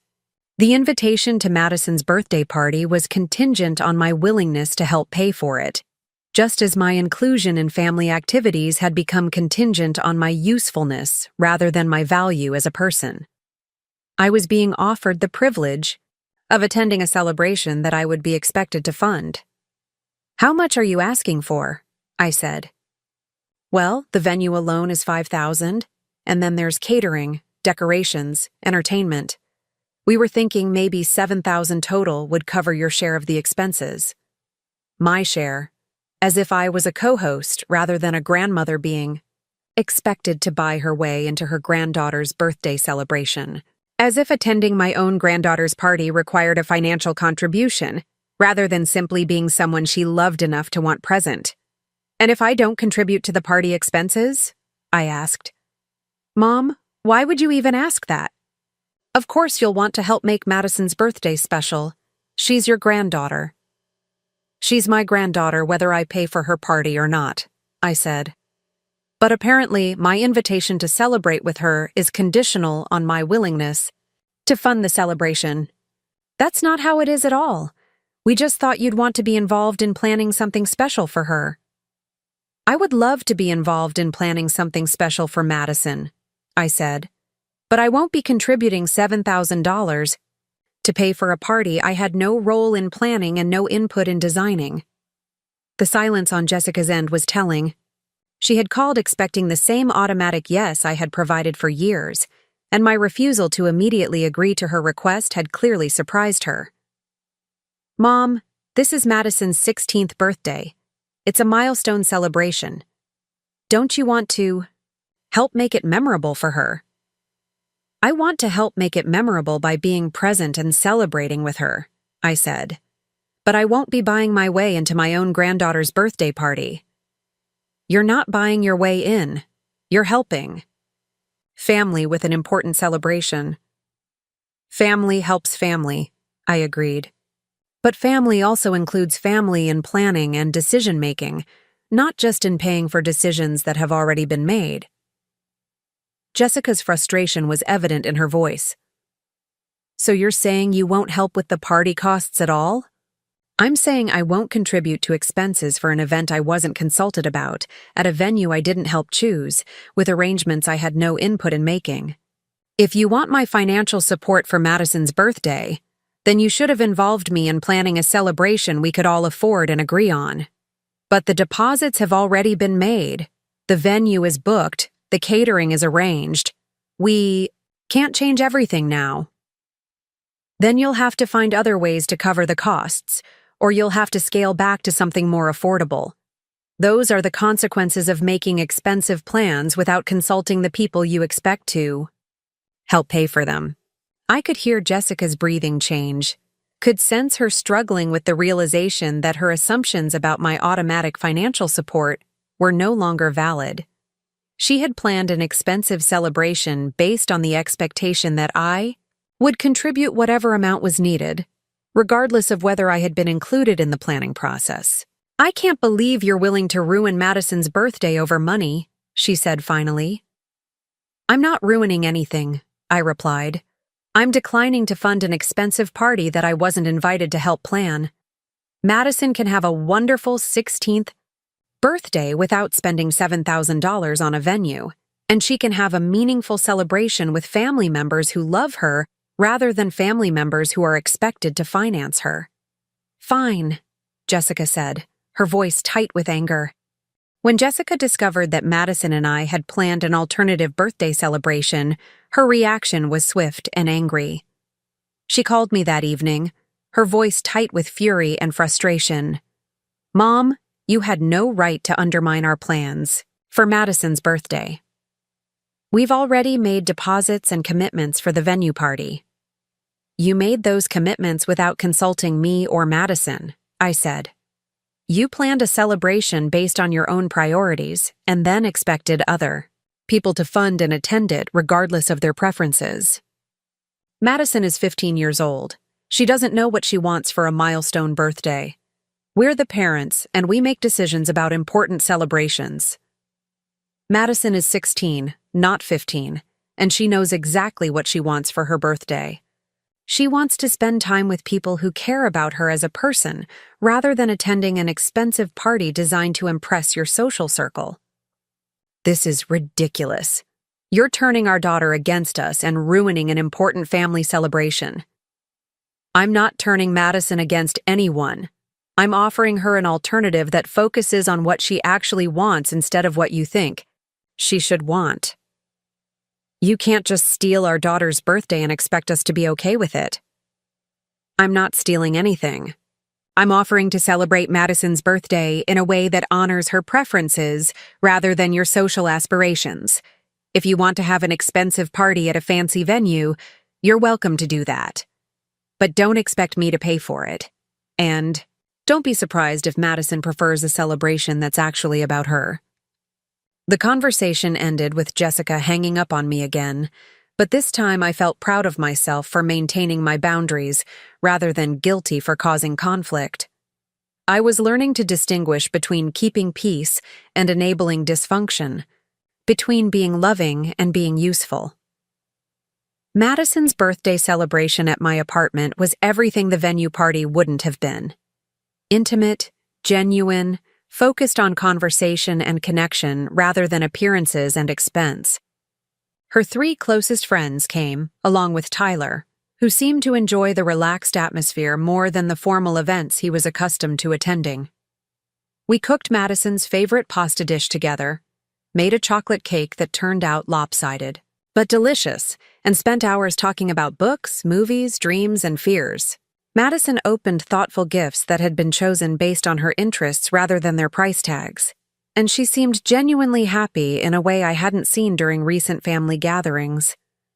"This is the best birthday I've ever had," she told me as her friends were getting ready to leave. "It feels like a celebration instead of a performance." Jessica and Derek held their venue party as planned, funding it through loans and credit, rather than scaling back to something more affordable. According to Madison, it was elegant and expensive and exactly what her parents had envisioned, but it felt hollow compared to the intimate celebration we had shared. The contrast between the 2 celebrations highlighted everything that had gone wrong in my relationship with Jessica's family.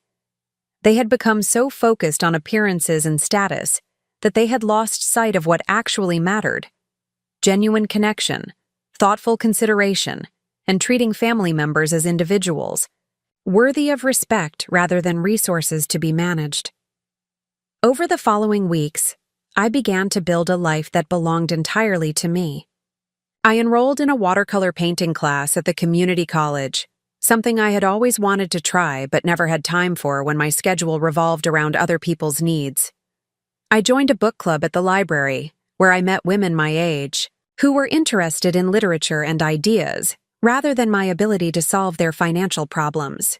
I started planning for my European trip with genuine excitement, researching museums and historic sites and small cafes where I could sit with a sketchbook and capture moments that would belong only to me. I bought new clothes that made me feel elegant and confident, spending money on my own comfort and appearance without apologizing to myself for the indulgence. The changes in my life were noticed by people in Millbrook who had known me for years. Mrs. Henderson from the hardware store commented that I seemed more energetic and happy than she had seen me in a long time. The librarian mentioned that I was participating more actively in community events instead of just attending briefly before hurrying home to be available for family phone calls. I was becoming myself again, the woman I had been before I became someone else's support system. The process was both liberating and melancholy, because it required acknowledging how much of myself I had lost in the pursuit of being needed by people who ultimately took my contributions for granted. Jessica made several attempts to restore our previous relationship dynamic, calling with requests for financial help that she presented as opportunities for me to demonstrate my love for the family. Tyler needed expensive equipment for a competitive sports league. Derek's restaurant expansion required additional capital for unexpected repairs. Madison wanted to attend a summer program that would enhance her college applications. I listened to each request with sympathy but declined to provide funding, explaining that I was using my money for my own goals and priorities now. The conversations were difficult because Jessica seemed genuinely confused by my refusal to automatically provide whatever assistance was needed. "I don't understand what's happened to you," she said during one particularly tense phone call. "You used to care about our family's success and happiness." "I still care about your family's success and happiness," I replied. "But I've learned the difference between supporting people I love and enabling them to take advantage of my generosity. Nobody's taking advantage of anything. We're family, and family helps each other." "You're right that family helps each other," I agreed. "But help should be reciprocal, and relationships should be based on mutual respect and consideration. For years I've been helping you while you've been taking my contributions for granted and excluding me from the life I was helping you build." "That's not true. We've always included you in family activities." "You've included me in family activities when you needed babysitting or financial contributions. But you've excluded me from activities where my presence might be inconvenient or embarrassing, and you've made major decisions without consulting me even when you planned to ask for my financial support." The pattern continued through the winter months, with Jessica alternating between anger at my new boundaries and attempts to manipulate me into returning to my previous role as unconditional financial support. But I had learned to recognize the difference between love and convenience, between being valued and being useful. My European trip in March was everything I had hoped it would be and more. I walked through the Louvre and stood in front of paintings I had only seen in books, sat in sidewalk cafes in Rome, and sketched strangers who would never know they had been captured by an old woman discovering her artistic abilities, explored small villages in Spain where I practiced my hesitant Spanish, with patient locals who appreciated my effort more than my accuracy. I met other travelers who became temporary friends, sharing meals and stories and laughter with people who knew nothing about my history as a convenient bank account for ungrateful relatives. I was simply Ruby, a woman from Pennsylvania who loved art and conversation and discovering new places. It was the first time in decades that I had been appreciated for who I was rather than what I could provide.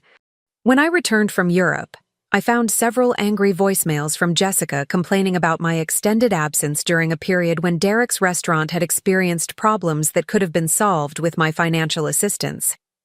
The entitlement in her voice was breathtaking, as if my refusal to be constantly available for their emergencies was a betrayal rather than a reasonable boundary. I deleted the messages without calling back, focusing instead on unpacking my souvenirs and organizing the hundreds of photographs I had taken during my travels. My apartment felt different when I returned, smaller but cozier, filled with evidence of a life that belonged entirely to me rather than serving as a staging area for visits to other people's more interesting lives.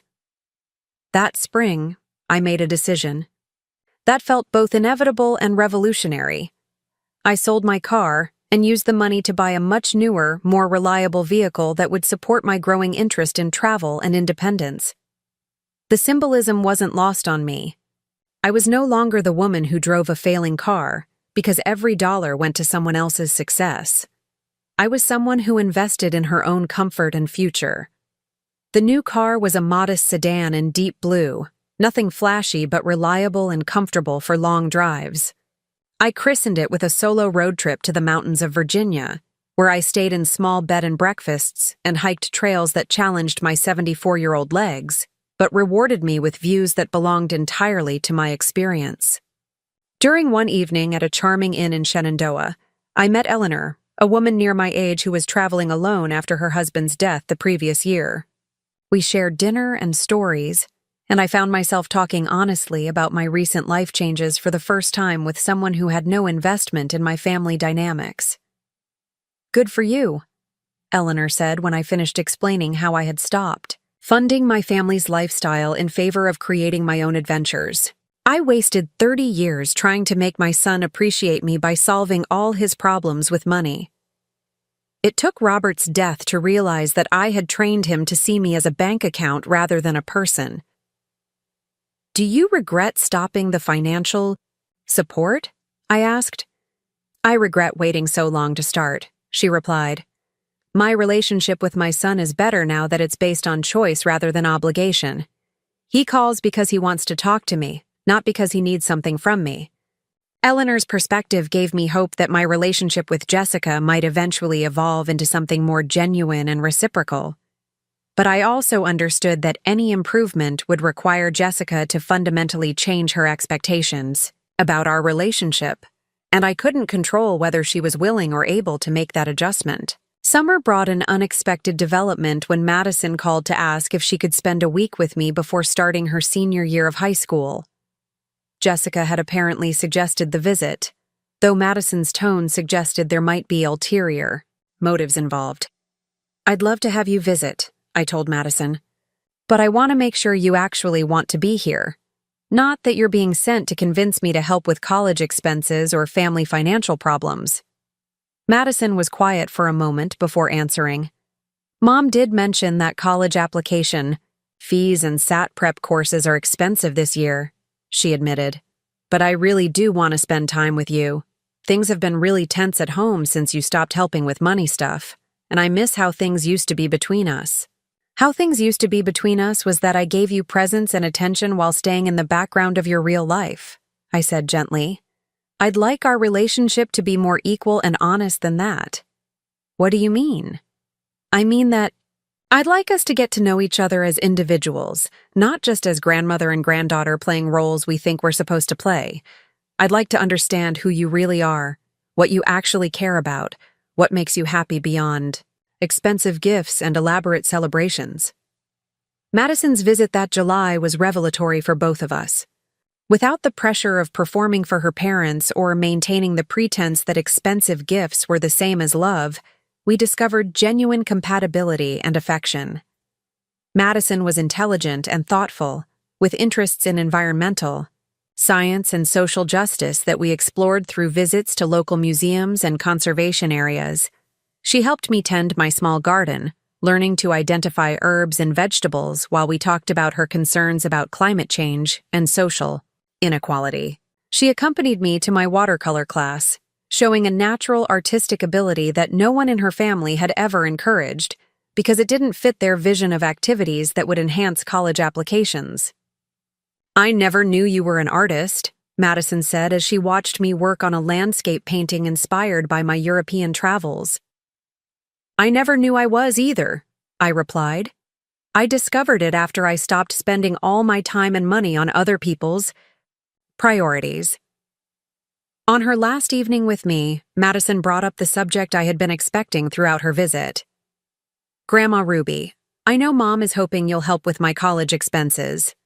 The schools I want to apply to are really expensive, and even with financial aid, it's going to be a stretch for my parents."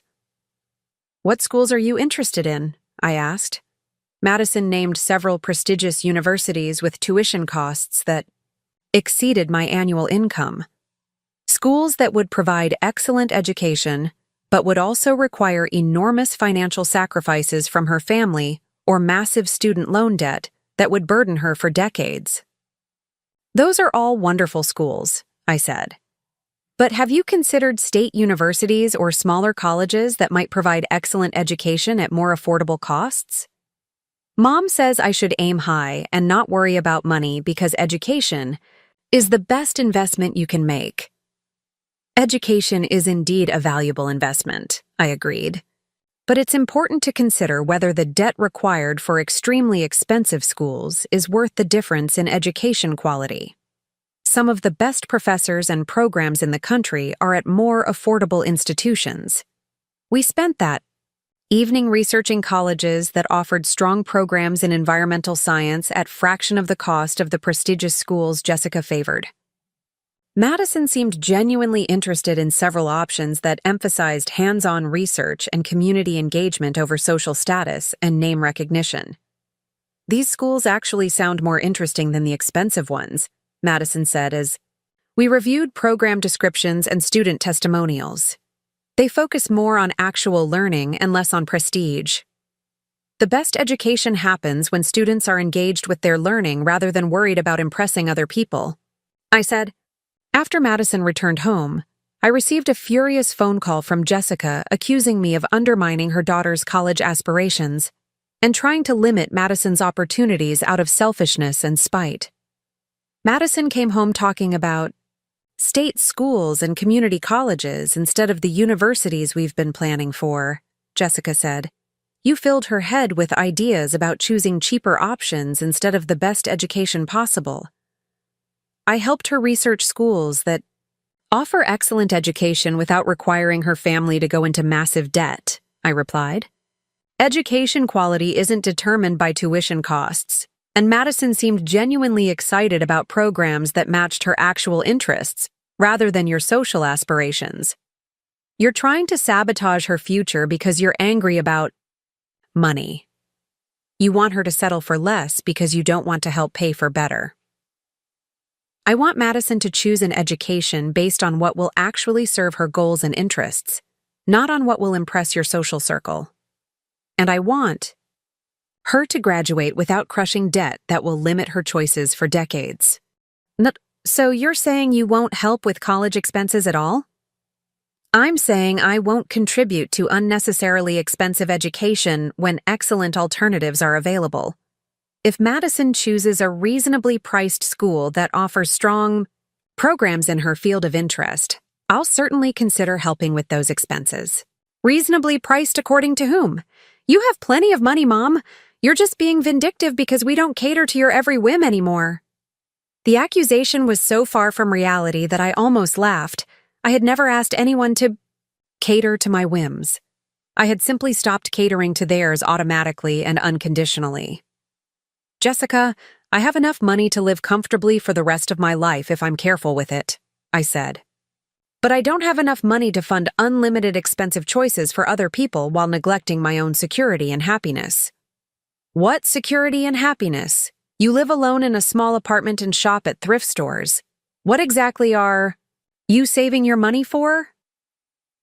I'm saving my money for travel, education, experiences, and the peace of mind that comes from knowing I can take care of myself without depending on anyone else's generosity, I said. I'm using my money to build a life that belongs to me, instead of funding other people's lifestyle choices. That's the most selfish thing I've ever heard. It would have been selfish 20 years ago when you were struggling to establish yourselves, I agreed. But it's not selfish now that you're successful adults with good incomes and the ability to make choices based on your own resources. That conversation marked the end of Jessica's attempts to restore our previous financial relationship. She apparently realized that I was serious about my new boundaries and that guilt and manipulation were no longer effective tools for accessing my money. The silence that followed was initially painful, but gradually became peaceful. I missed the version of Jessica I had loved, but I didn't miss the constant pressure to prove my love through financial contributions. I didn't miss feeling like a bank account with a heartbeat, valued primarily for what I could provide rather than who I was. Fall brought news that Madison had been accepted to several colleges, including an excellent state university with a strong environmental science program and reasonable tuition costs. She called to share the news directly with me, her voice bright with genuine excitement. I got a partial scholarship too, she said. Between that and in-state tuition, the costs are really manageable. Mom and Dad can handle most of it, and I can work part-time to cover the rest. I'm so proud of you, I said, and meant it completely. You chose a school based on your interests and goals rather than other people's expectations. And you're taking responsibility for the financial aspects. That shows real maturity. Would you like to visit the campus with me? Madison asked. I'm going to tour the facilities next month, and it would mean a lot to have you there. The invitation felt different from previous family events because it was based on Madison's genuine desire for my company rather than on my usefulness or financial contribution. I agreed immediately, looking forward to sharing her excitement about her educational future. The campus visit was delightful. Madison was enthusiastic and engaged, asking thoughtful questions about research opportunities and environmental initiatives. She introduced me to faculty members and current students as her grandmother, someone she was proud to have accompany her rather than someone she felt obligated to include. During lunch at the student union, Madison brought up a subject that surprised me. Grandma Ruby, I've been thinking about what you said about relationships being reciprocal and based on mutual respect. Oh? I realized that I never really asked you about your life or your interests when we spent time together. I was always focused on what you could do for me or give me, but I never wondered what would make you happy. You were a child, I said gently. Children are naturally self-focused, and that's normal and healthy.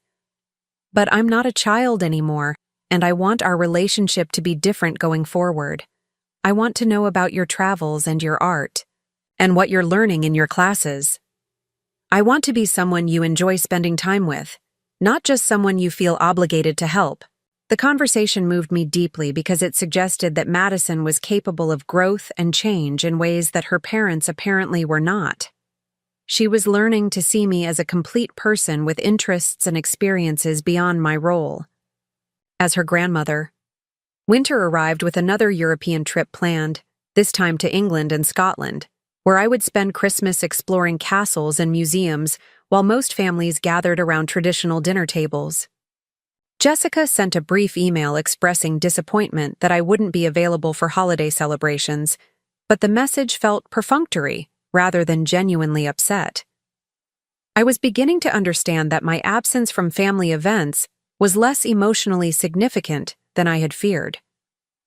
They had grown accustomed to my presence being optional, and my absence simply meant adjusting their plans slightly rather than experiencing genuine loss. The realization was both painful and liberating. Painful because it confirmed how peripheral I had become to their real lives, but liberating because it freed me from guilt about prioritizing my own happiness over their convenience. My Christmas in Edinburgh was magical in ways that family obligations had never been. I attended midnight mass at St. Giles Cathedral, walked through snow-covered streets that looked like Christmas card scenes, and shared Christmas dinner with other travelers at my hotel. We were strangers who became temporary family, united by our choice to create holiday memories that belonged entirely to our own experiences. I sent Madison postcards from every city I visited, sharing my adventures with someone who seemed genuinely interested in my experiences rather than just politely tolerant of my travel stories. Her responses were enthusiastic and thoughtful, full of questions about the places I was seeing and the people I was meeting. When I returned from Scotland in January, I found a message from Derek on my voicemail. His restaurant business was struggling with debt from the expansion, and he was wondering if I might consider investing in his company rather than simply providing a loan. The request was presented as a business opportunity rather than family assistance, as if changing the terminology would make it more appealing. I didn't return his call. I had learned to recognize the different ways people attempted to access my money, and I was no longer interested in funding other people's poor financial decisions, regardless of how the requests were framed. Spring brought my 75th birthday, which I celebrated with a small gathering of friends I had made through my art classes and book club. Women who knew me as Ruby, the painter and traveler and student, not Ruby the convenient grandmother and reliable bank account. We had dinner at a restaurant I chose, ate cake I had made myself, and shared stories about our various adventures and creative projects. Jessica called that evening to wish me happy birthday, her tone carefully neutral as if she was performing a duty rather than expressing genuine affection. She mentioned that they had planned to invite me to dinner, but assumed I would be too busy with my own activities to join them. The assumption revealed how completely our relationship had changed.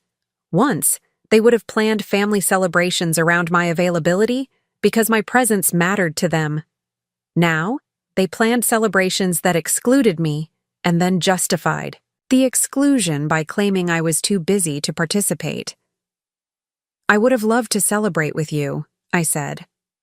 But you're right that I've built a life that keeps me quite busy with activities I enjoy. That's great, Mom. I'm glad you're staying active and meeting new people. Her tone suggested she was relieved, rather than disappointed that I was no longer dependent on their attention for social interaction and emotional fulfillment. My independence freed them from the obligation to include me, while allowing them to feel good about my apparent happiness. That summer, Madison graduated from high school with honors and a renewed enthusiasm for environmental studies. I attended her graduation ceremony and the small family celebration afterward, noticing how different the dynamics felt now that my attendance wasn't contingent on financial contributions. Madison sought me out during the party, sitting beside me while her parents entertained other guests. "I start college in the fall," she said. "I'm nervous but excited." "You should be excited," I said. "You chose a school that matches your interests and goals, and you're funding your education through scholarships and work rather than massive debt. You're starting your adult life with wisdom that many people take years to develop." "I learned a lot of that wisdom from watching you change your life," Madison said. "You showed me that it's never too late to start prioritizing your own happiness, and that loving people doesn't mean sacrificing yourself for them." As I drove home from Madison's graduation party, I reflected on how completely my life had transformed over the past 2 years. I was no longer the woman who had been abandoned at a thrift store because her family was embarrassed to be seen with her. I was no longer someone who funded other people's dreams while living vicariously through their achievements. I was Ruby Mitchell, a woman who painted watercolors and traveled to foreign countries and made friends based on shared interests rather than family obligations.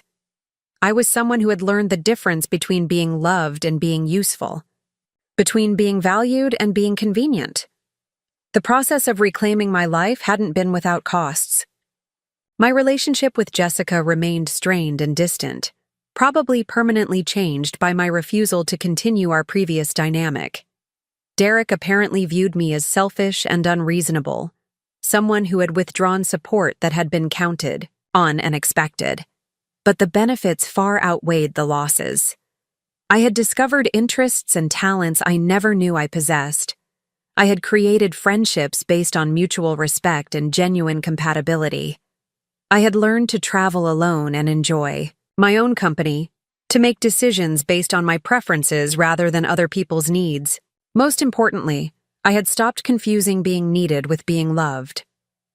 I had learned that healthy relationships required reciprocity, that love without respect was merely convenience, and that sacrificing yourself for others doesn't make them appreciate you more. It just makes them take you for granted. The woman who sat in that thrift store parking lot 2 years ago, feeling discarded and forgotten, had evolved into someone who understood her own worth and refused to accept less than she deserved. It had taken being abandoned to realize that the people who left me there had done me a favor, forcing me to discover what I was capable of when I stopped defining myself through other people's needs. I was 75 years old, financially secure, emotionally independent, and happier than I had been in decades. I had learned that it's never too late to start over, never too late to demand respect, and never too late to build a life that belongs entirely to you. That evening, I sat in my apartment surrounded by artwork I had created, souvenirs from travels I had taken, and books I had chosen because they interested me rather than because they might improve someone else's mind. The silence felt peaceful rather than lonely, filled with possibilities rather than emptiness. I thought about Jessica occasionally, wondering if she would ever understand what she had lost when she chose convenience over connection. I thought about Derek and Tyler, hoping they would learn healthier patterns of relationships before damaging their own connections with the people who loved them. But mostly I thought about the future, about the painting class I would start in the fall, the trip to Australia I was planning for next spring, the novel I was considering writing about, a woman who discovered herself after being discarded by her family. I thought about Madison, who had learned valuable lessons about reciprocity and respect that would serve her well in all her future relationships. She had become the kind of granddaughter I had always hoped for, not because she needed me, but because she chose to value me. The story that had begun with abandonment had become a story of liberation. The woman who had been left at a thrift store had discovered that sometimes being discarded is the first step toward finding yourself, and that the most valuable treasures aren't the ones you find in second-hand stores. They're the ones you discover within yourself when you finally stop looking for worth in other people's approval. I was Ruby Mitchell, and I was finally home. Not in a place, but in myself. Not in a role, but in my own authentic identity. Not in someone else's story, but In the narrative I was writing with every choice I made to prioritize my own dignity and happiness. The foundation built on decades of one-sided giving had crumbled completely, but from its ruins, I had constructed something infinitely more valuable, a life that belonged entirely to me. Up next, you've got 2 more standout stories right on your screen. If this one hit the mark, you won't want to pass these up. Just click and check them out.